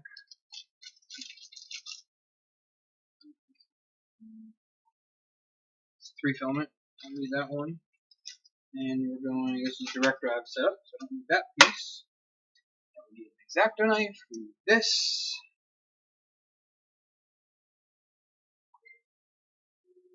So, Miggy, this was stuff that they contacted me and asked if I would like to test out. Gotta find Tylenol for her. And it got lost in the mail. It was stuff that they were sending me. I did not order it. Well, I did order it, but I didn't pay for it. So I'm just right here. Just doing this real quick.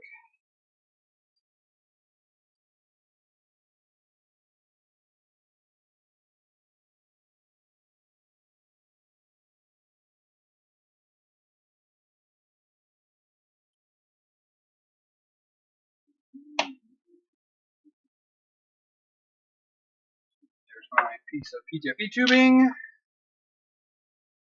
Back up here, so I stared at my nethers.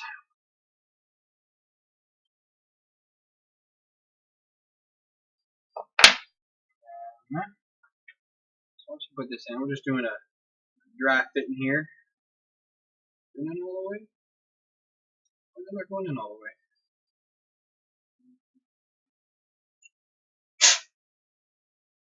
There's a burn in there or something.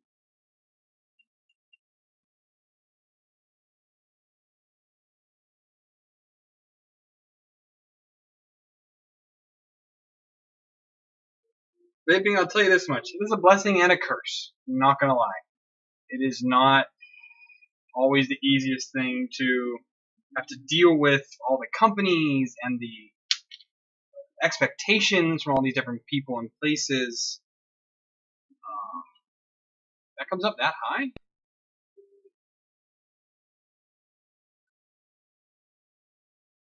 And we'll put the black piece on top of there like that. That. And put that there. And this all just slides in here like this.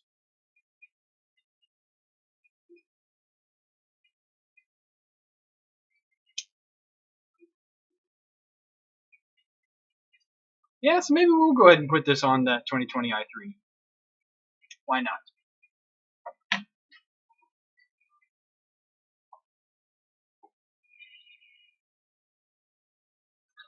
Tool holder. Yeah, tool holder. Hoarder.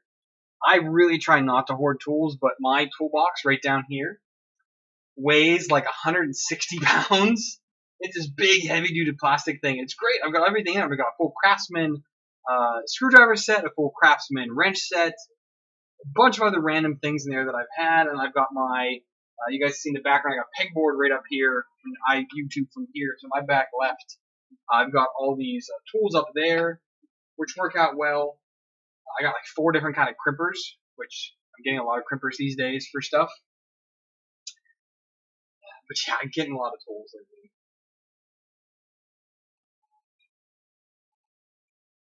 Still printing well. One of each. Oh, one of those. Oh yeah, those are the rolling chests. My dad has one of those. Those weigh too much for me, so I can't really ship those around, and I need to limit the amount of tools I have. So, Excel, thank you very much. I appreciate it. Chief 3D Printer, hello, hello. I mean, if I lived in the States, if I didn't move around the world like I do, and I lived in the States and had a forever home or a home period, I'm America homeless. I stay with my parents. Yay! When I'm in town. So, but if I had a place in the States that call my own, I would definitely go big with tools because I have to travel. I have a small miter saw, a small jigsaw, and a small drill press that I travel the world with. And I would love to have full size of those things, but I can't because of weight. I'm only allowed to ship so much weight around the world, so I'm limited.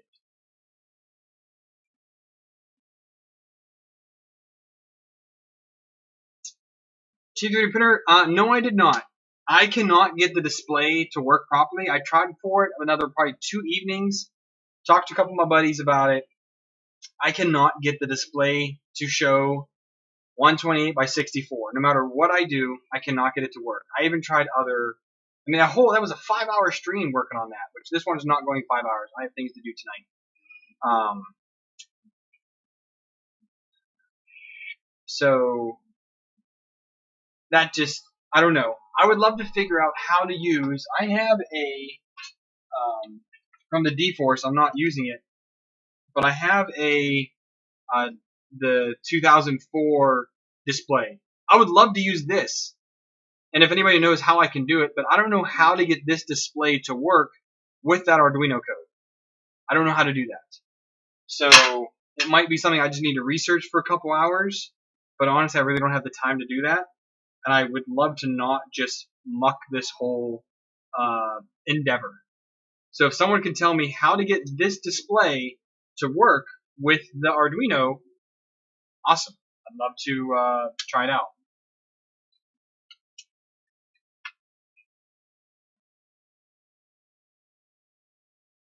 Well, I appreciate you watching because that was a doggone log stream to watch. So I do greatly appreciate that.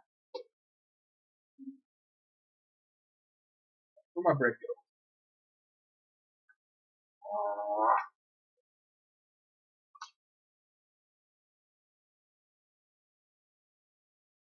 Liquid Crystal Library.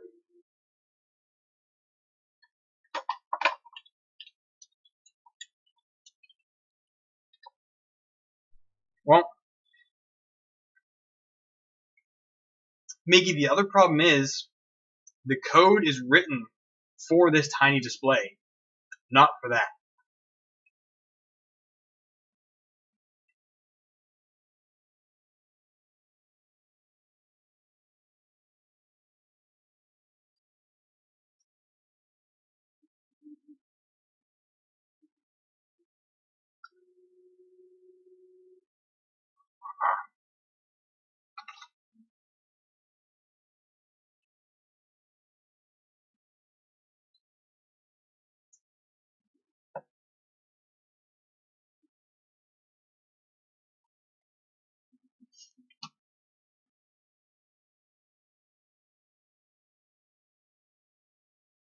So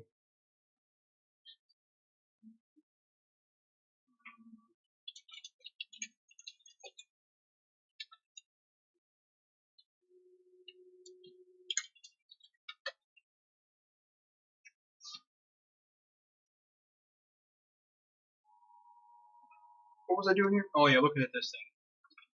Might as well go ahead and put a pancake stepper on it too, right? Do you guys? So you guys that run Arrow, are you running a pancake stepper or are you running a normal size NEMA 17 stepper? Because the 2020 i3 has a standard stepper on it, but I do have some pancakes that I could use.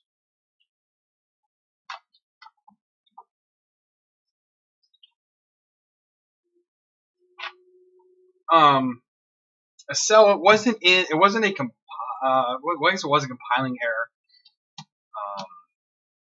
So I'm gonna dig up that bag of worms tonight. Why the heck not?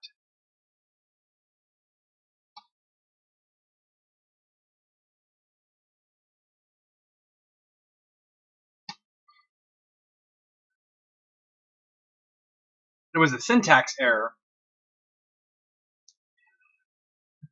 I'll try to make it big so y'all can read. I know it's only 480p. Can't do any better than that with my crummy internet.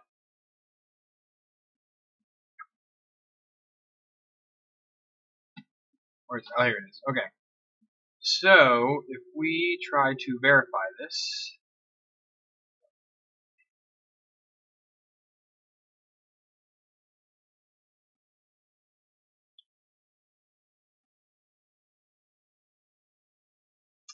right here.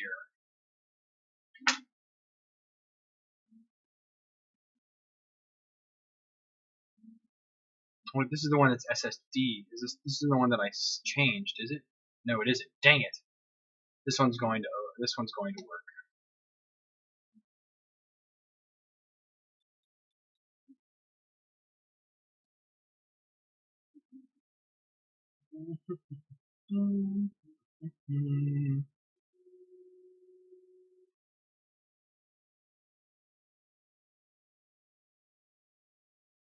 this the one I'm in right now?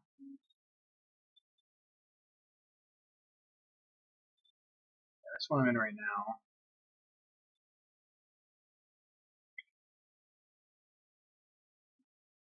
That one.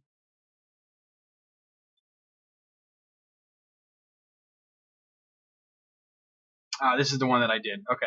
So let me verify this one because the other one does verify, but it doesn't show it as 128 by 64. Kill this one.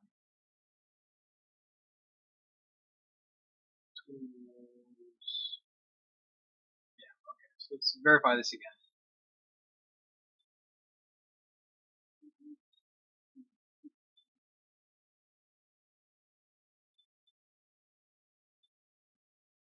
Why are you? Wow, okay, this was not the error it gave me the other night. Hang on, I'll plug it in at least.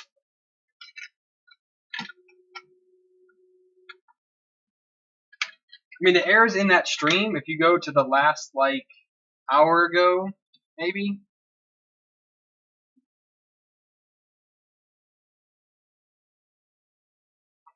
Power, hang on.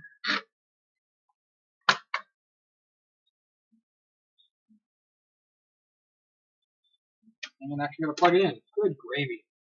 Too much crap on my desk.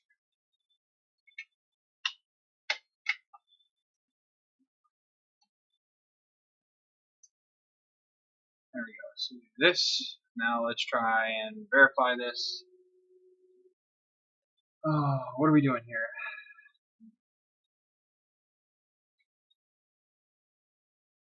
Well, this is a different error in the game the other day, and now it's not even compiling for the Arduino anymore.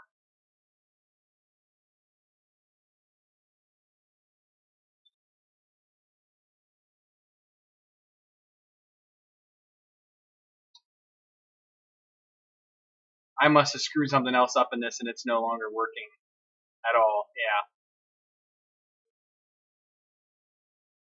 It's not even working anymore. So either way, it's just not working, and it's killing me, and I don't know. I'm not really wasting any more time on it at the moment. I have too many other projects I need to get done. If you end up looking at it and you figure it out, you're the man.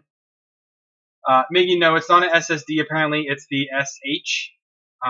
Again, you'd have to watch the stream, go back and watch that for everything that happened in there, because it was just a pain. It's getting hot down here with all these printers going. AC rolling again.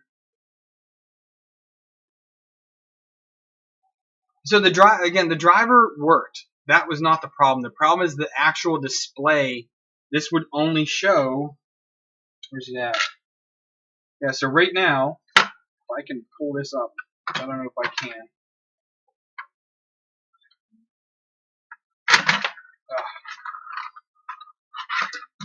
Dang it. 1 second here. I'll get it for you. I will bring this up to the screen so you can see it. I will enable you to enable me to make this work. Come on. Okay. So, if I bring this up to the screen here and I have you look at it, I need a full screen. Hang on. We're getting there. Quick over fire here. So if you can focus on my hand, focus on this now. Not my face. Not my face. There we go. Okay. So you see how it's menu and then the screen is way down there? Well, if I toggle the screen and this doesn't scroll. Now that quick access is supposed to be like 20 lines higher and everything should fit. But it doesn't. Because it's only running 32 height, not 64. There's my problem.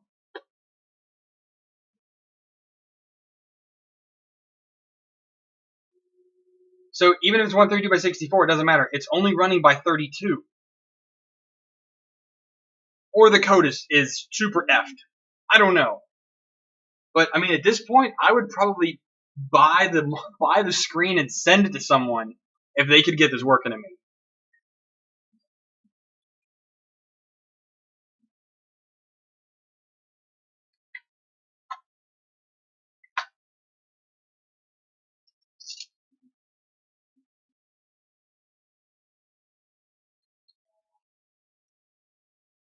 So these just use a regular 40mm fan, huh?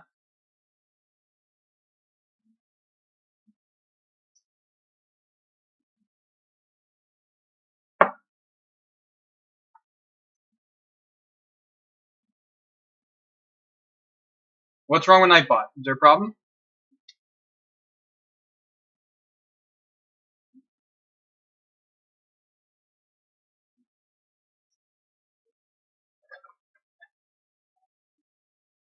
I have a drawer full of fans.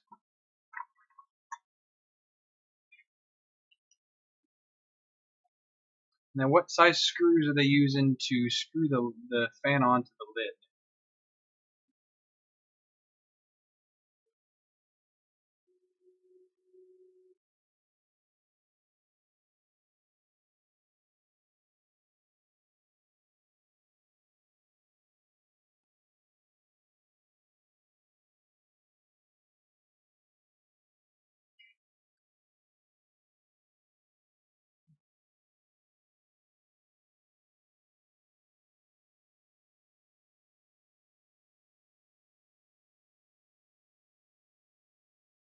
Doesn't say what size.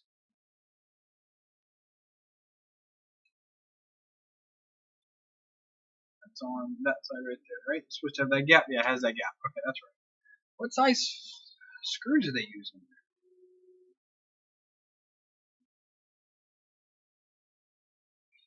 Oh, here it is. Self-tapping screws. Oh, freaking vey. What are these self-tapping screws? What if M3s would work?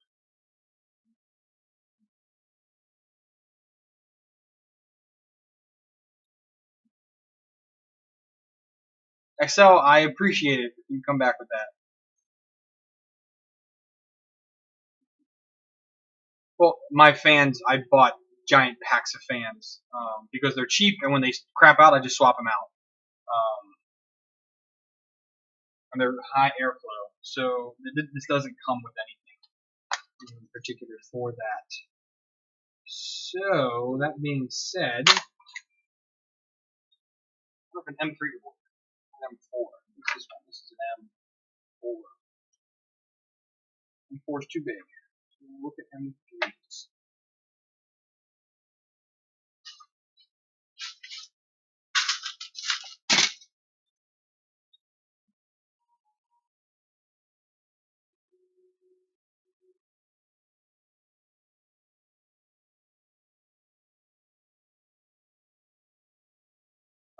I have a tap. I don't know if it's metric at all though.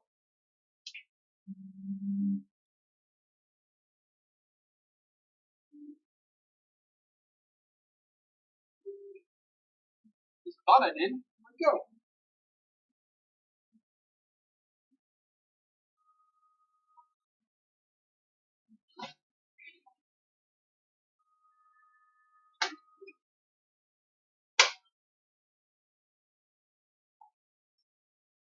Oh, bloody hell, where did I put it?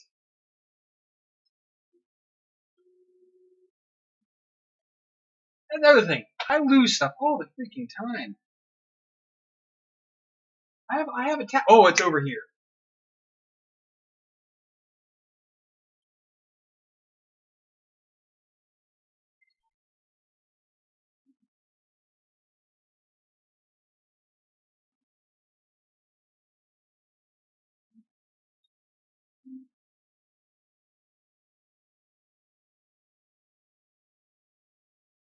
I found it.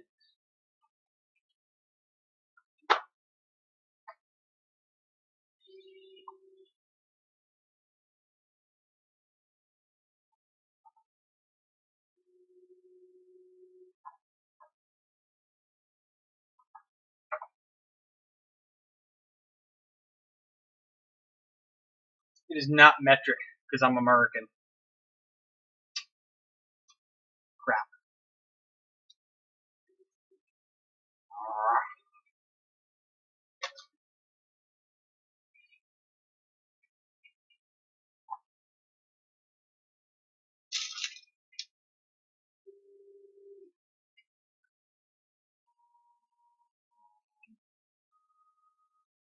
So I was thinking that was a number 440, but that ain't gonna work because the threads are too spaced.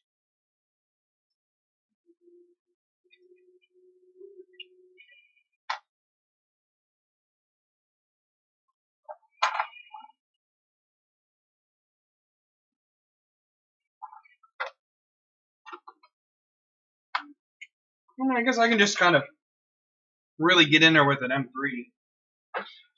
It's aluminum. It's soft. Right? Oh, let's see if she figured it out.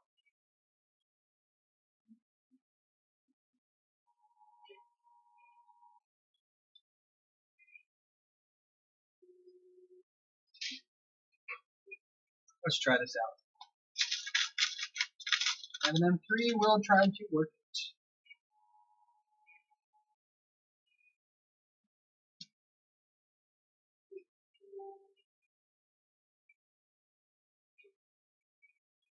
I got to take a break here again because the wife requires assistance.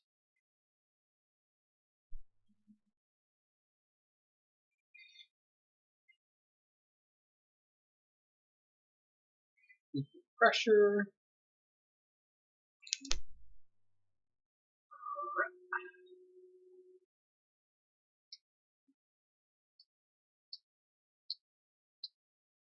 Getting it. We're getting it.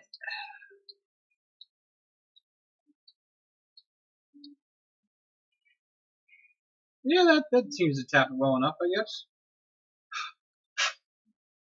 Yeah, I'll just do that. That'll work out. So I will do that. I'm not gonna do it right now because I'm not.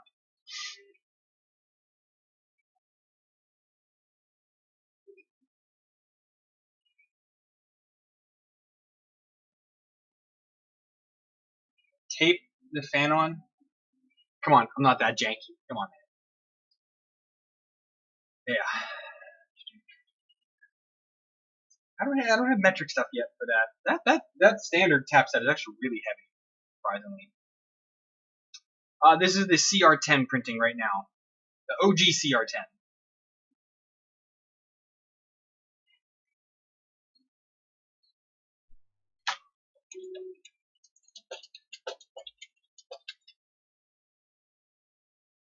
Okay, I'm gonna run upstairs. I don't want to end the stream yet because I want to do a couple things here. But give me a minute. I gotta go upstairs and get a bottle for the baby. So I'll be back.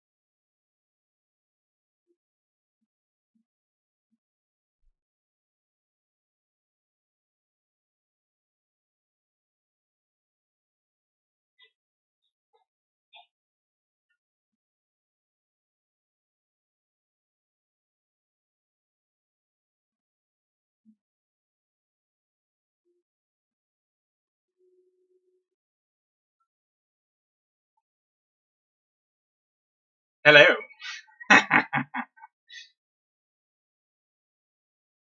Okay, so baby's good now. What are we doing here? Oh yeah, I gotta do the Titan to do that. Gunner, what's up, buddy? Welcome back.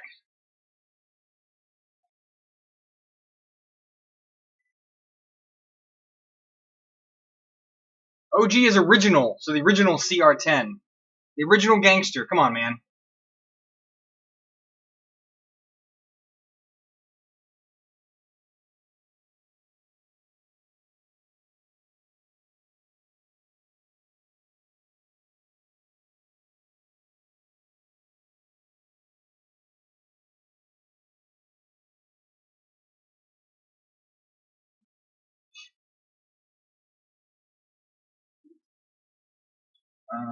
More bread.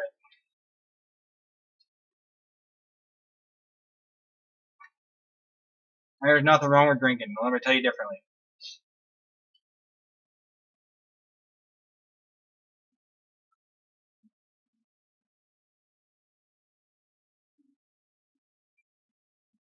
I think that flexible filament needs to be dried out now because I'm getting the same issues on the other printer. I think got too much moisture in it. Wow. That's why I have a dehydrator here under my desk. So I'll run that and see how it goes. Controller do I have running SmoothieWare? The MKS S Base 1.4.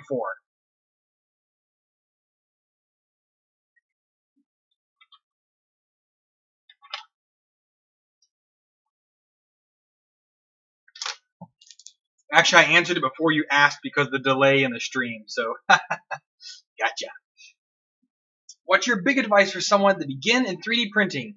Begin with a DIY kit like the ANET A8. My suggestion to you is a video that I had put out last year about building your printer stock first and then upgrading the things that you find that you need to change. My prime example of that is my G-Tech Versa i3 aluminum. Was a cheapish printer 2 years ago at $350. That was a pretty cheap i3 printer.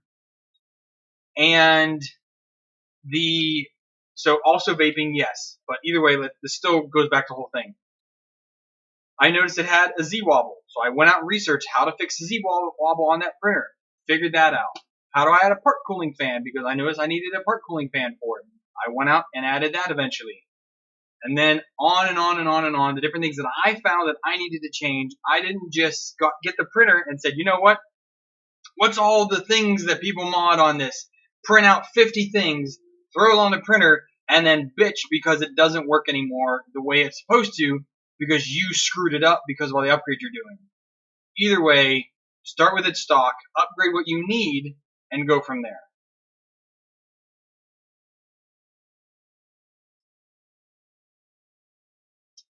Get the latest bug fix, try that, up to smoothers.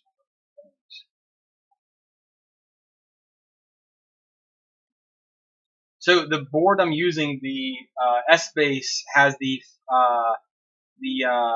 DRV825s built into it. That's why I have the smoothers.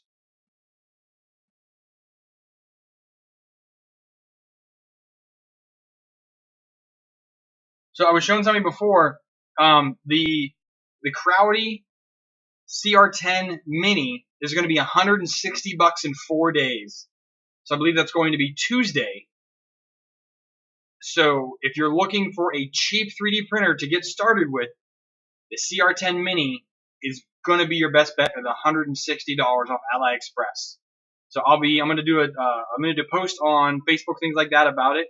And then the day hits, I'll make sure to put a link up there for you guys. If you want to support my channel, you can use the affiliate link for AliExpress. And that is going to be a pretty decent little printer to buy for your first one. You upgrade the printer as you need. The nice thing about the 3D printing is you can 3D print your own upgrades for that printer.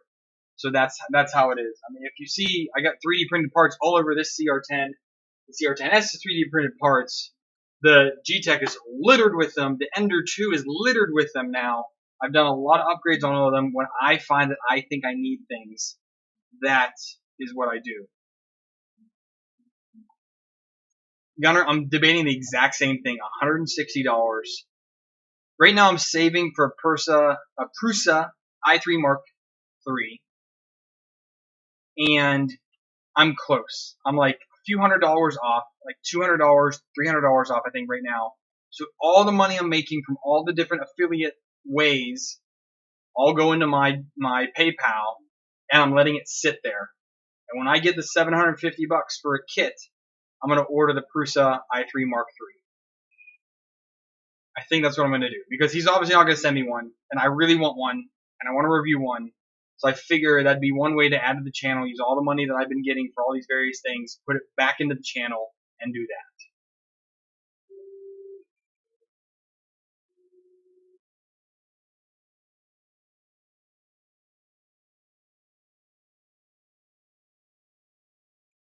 I saw he talked about that AlphaWise U10. He actually, in his blog, he had to change out the power supply, or had to fix the power supply, because the one cable was crimped. Which is sad, because, I mean, that's just the quality that you're getting. It's $750, Paul, for the kit. And I'm at like 500 and change, I think. I've been saving for like 6 months. I hate to tell you guys, I do not make a lot of money doing this, and I do this more than full time a week. So, after doing that, I think that'll be a good investment in the channel. It'll be a good printer to have. Then I can start giving away more of these.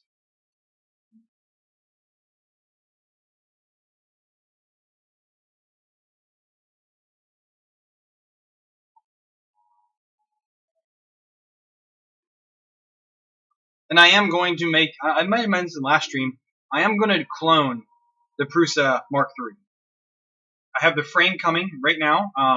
Should be here in the next few weeks. The only thing that I have to buy are the control boards. The control board's $120. The Bondtech gears are $55. We did research in one of the live streams, so I'm still debating if I want to do that or not. I don't know if that will draw a large enough crowd to justify the cost it is going to make the video. So we'll wait and see. Rover, I would look into the support group for the CR10S 500. There's a lot of issues with printers that big, so you might want to go and check over there and see what those guys are doing to fix that. Oh, vaping, thank you, buddy. Because all that Patreon money right now, I haven't been buying any more filament because I'm saving it. I'm also moving in a few months, so I don't want to buy more filament to have a review. I still have a shelf full. I think I have, 7 rolls of filament to review on top of the 3 that are printing right now. So I don't want to buy any more, so the Patreon money is going to go into that. Hypercube, right here, guys, part 5. I'm either going to film tonight after this live stream ends. We're at 2 hours now, so probably the next 15 minutes we're going to end the live stream. I might start this the part 5 on this, which is the extruder, the heated bed, and printing. This is going to print tonight or tomorrow. But I might do this tonight. So we'll see. I did actually make a couple upgrades. You can't see it. I altered a couple of the parts to make them work for me. If you guys, again, if you follow me on my different social medias, if you don't, down in the video description, there's a bunch of my social medias. If you guys want to see behind the scenes, either via Instagram, Twitter, Facebook, I'm starting to do more of the stories now via Instagram and Facebook. Kind of give you guys a little behind the scenes of what I do on a day-to-day process here. Check all those out because I post frequently on all of those with pictures and updates of what I'm doing on the channel that don't get filtered into the videos. And due to my review and my video the way I've filmed things, when I do post, that video is coming in the next few weeks. So you get a kind of a look into what's coming in the future here on the channel. So you should check that out.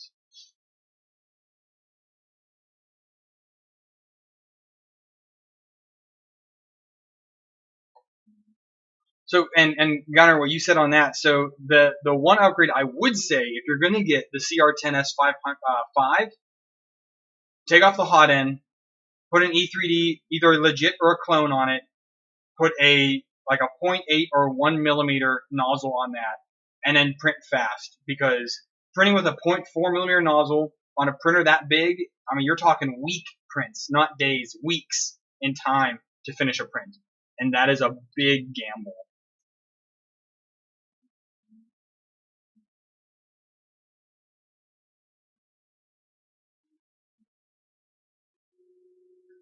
Welcome back, me.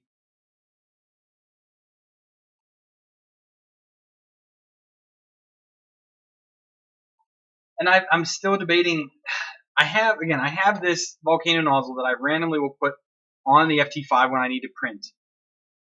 But I'm debating on converting either the CR10 or the CR10S to use a volcano nozzle and have that be my large diameter printer.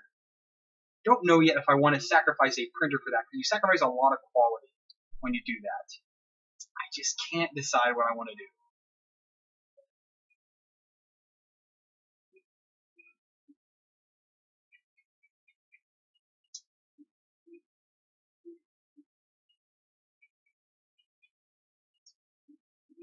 I've said it a few times on here, Oscar. I saw it yesterday. I haven't posted anything on social media. I will be posting that either tonight or tomorrow on it. Tell people to save their bennies. It's going to be an AliExpress, and I will post links for that whenever that pops up on all my social media. So again, follow the social media, then you guys will get notified whenever deals come up, things like that. I try to keep an eye out for.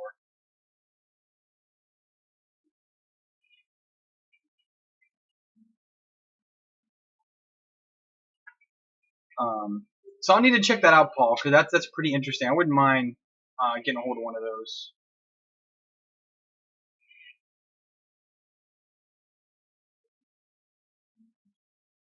Yeah, so that's the other thing. That CR10S the 5 does not have a 500 by 500 heated bed.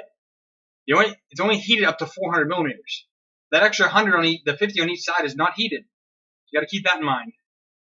And to buy a silicone heater for that's 50 by 50, what's that, 100 and some dollars? I think it is. Huge investment if you want to do that.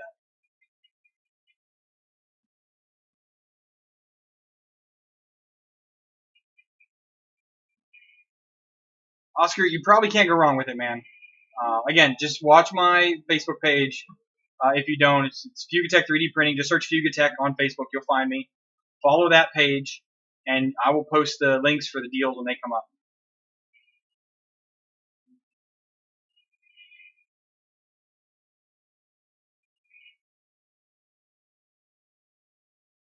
So you're going to do the 30 by 30 by 45. So I thought about doing the 30-30 extrusions, and I honestly don't think that 30 by 30 is necessary. This 20 by 20 frame, I can stand on this. It's not going to go anywhere. And I used a piece of 2040 down in the bottom struts, cross beams, to add a little bit more rigidity. I don't think you need 30 by 30, honestly. I really don't. The thing that matters is the size of your smooth rods and your lead screw. That's what matters in that printer.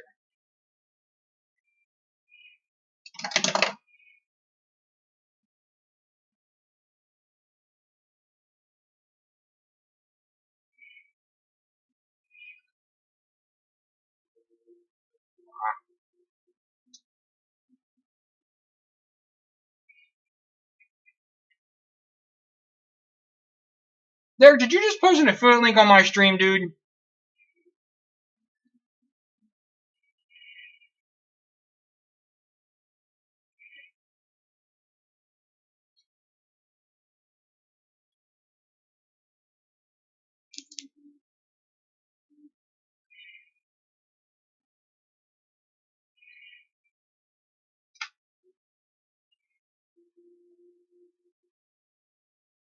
I'll let it slide this time, buddy.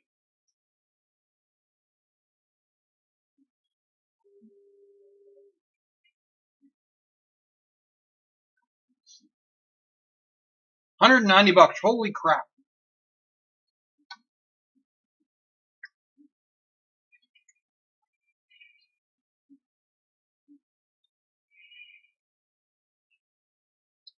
Maybe I'll see if GearBest send me one of those. They owe me a couple printers anyways.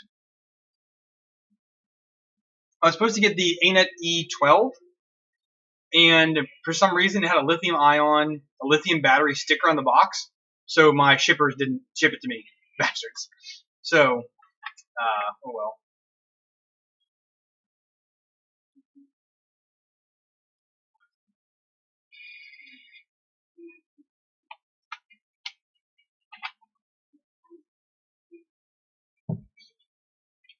And I'm not looking to do anything except printing on the printers. Having the Fugatech conversion kit.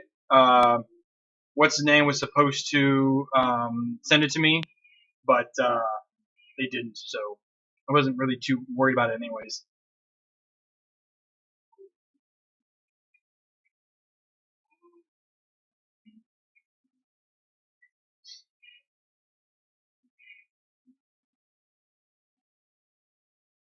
Now I'll send them an email tonight, see if they'll send me one.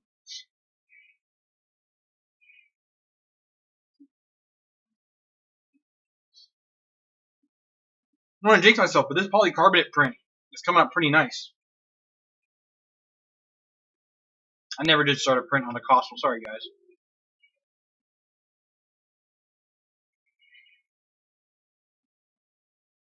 Ramps Plus 2? Never heard of it. Did Maker Noob show the board in his video?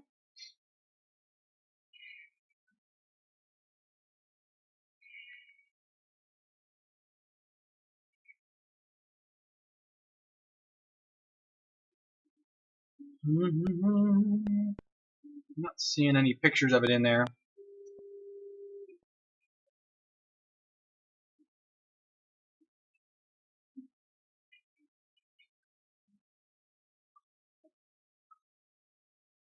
But that printer is pretty impressive. It's got run-out sensor, resume printing, dual lead screw. It's a quick build. It has that stupid control box again, though. Ugh. I really don't like those control boxes, if you haven't noticed. The turntable extruder mount is interesting. The Broden extruder. I hate those metal extruders. I think they're absolute crap, though, so I would definitely change out the extruder on that. 4mm glass. That does look like a pretty interesting printer.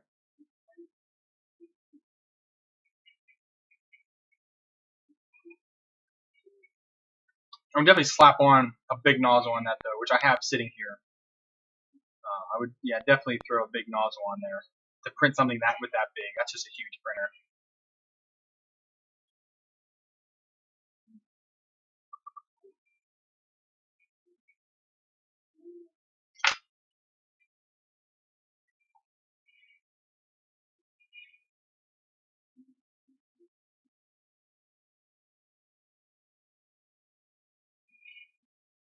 Ramps Plus 2.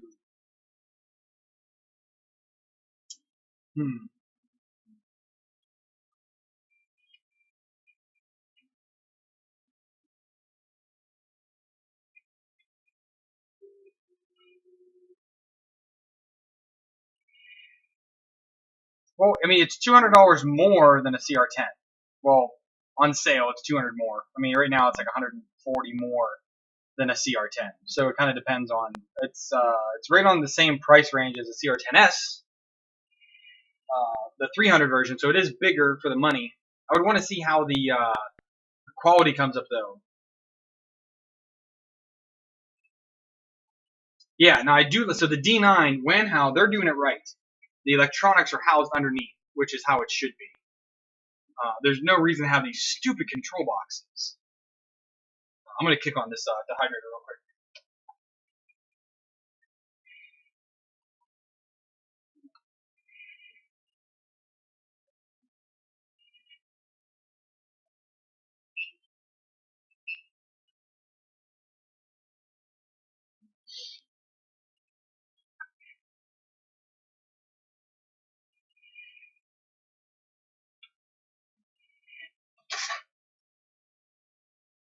this stuff definitely is getting a little moisture in it. 3 bad prints in a row, 2 different printers. It's not a coincidence.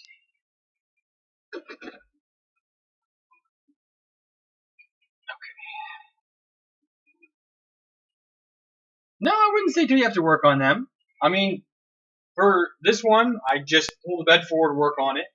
For the CR10S, I just tilt it on its side and work on it. I mean, that's how I built it. It's not a problem at all. The boxes are stupid. Flat out. There's no reason to have an extra control box for a printer. It's like that cheapo Tronxy printer for like $100 has like the Game Boy looking controller for it. No! Mount that thing to the freaking printer. There's a point where cheap is too cheap. There's no point even using it anymore.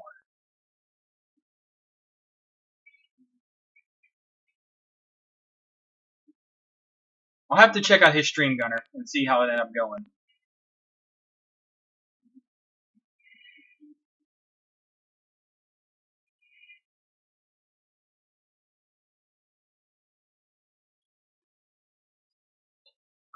Alright, so I'm going to do a last call right now. Any other last questions you guys might have? Because I'm going to end the stream here real soon.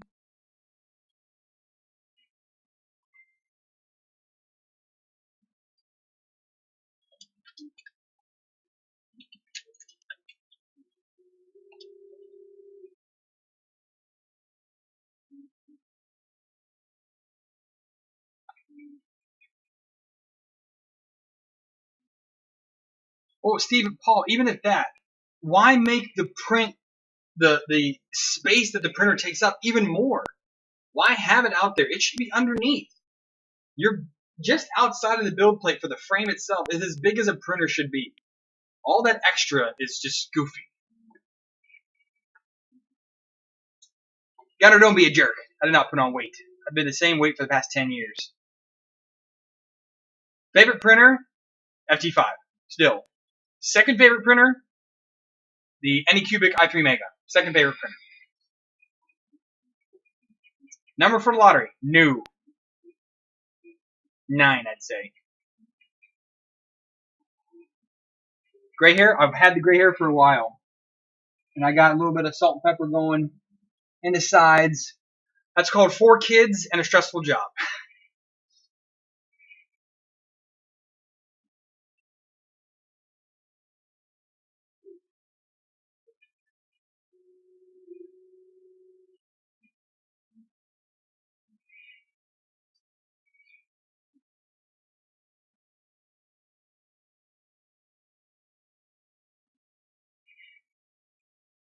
Yeah, so the FT5 is great. It's a long build, but it's a super robust printer. You can do pretty much anything with it. I still flag it better than the CR10s, even though I like the CR10s. I really do. But the only thing they have going for them is they're cheaper. That's it. You can do so much more with an FT5. You just can. So thank you guys for coming. Again, make sure you guys go down and follow me on the various social medias out there. If you want to have a behind-the-scenes look, if you want to know when deals are coming up, like, again, the CR10 Mini, I try to look out for these things as much as I can. When Filament goes on a good sale, I'll put that out there as well. And when any of my companies that I've worked with have big sales, they like to send me at first so I can put it out there. So, again, follow me on all that. Like the stream. Make sure you guys like coming. I like doing this. We're averaging about 25 people per stream on Saturday nights. Or it's, I guess, Saturday afternoons for you guys. But it's now 12:20 in the morning on Sunday for me. So, it's been great, guys. Thank you very much for coming. And I will see you all in the next stream.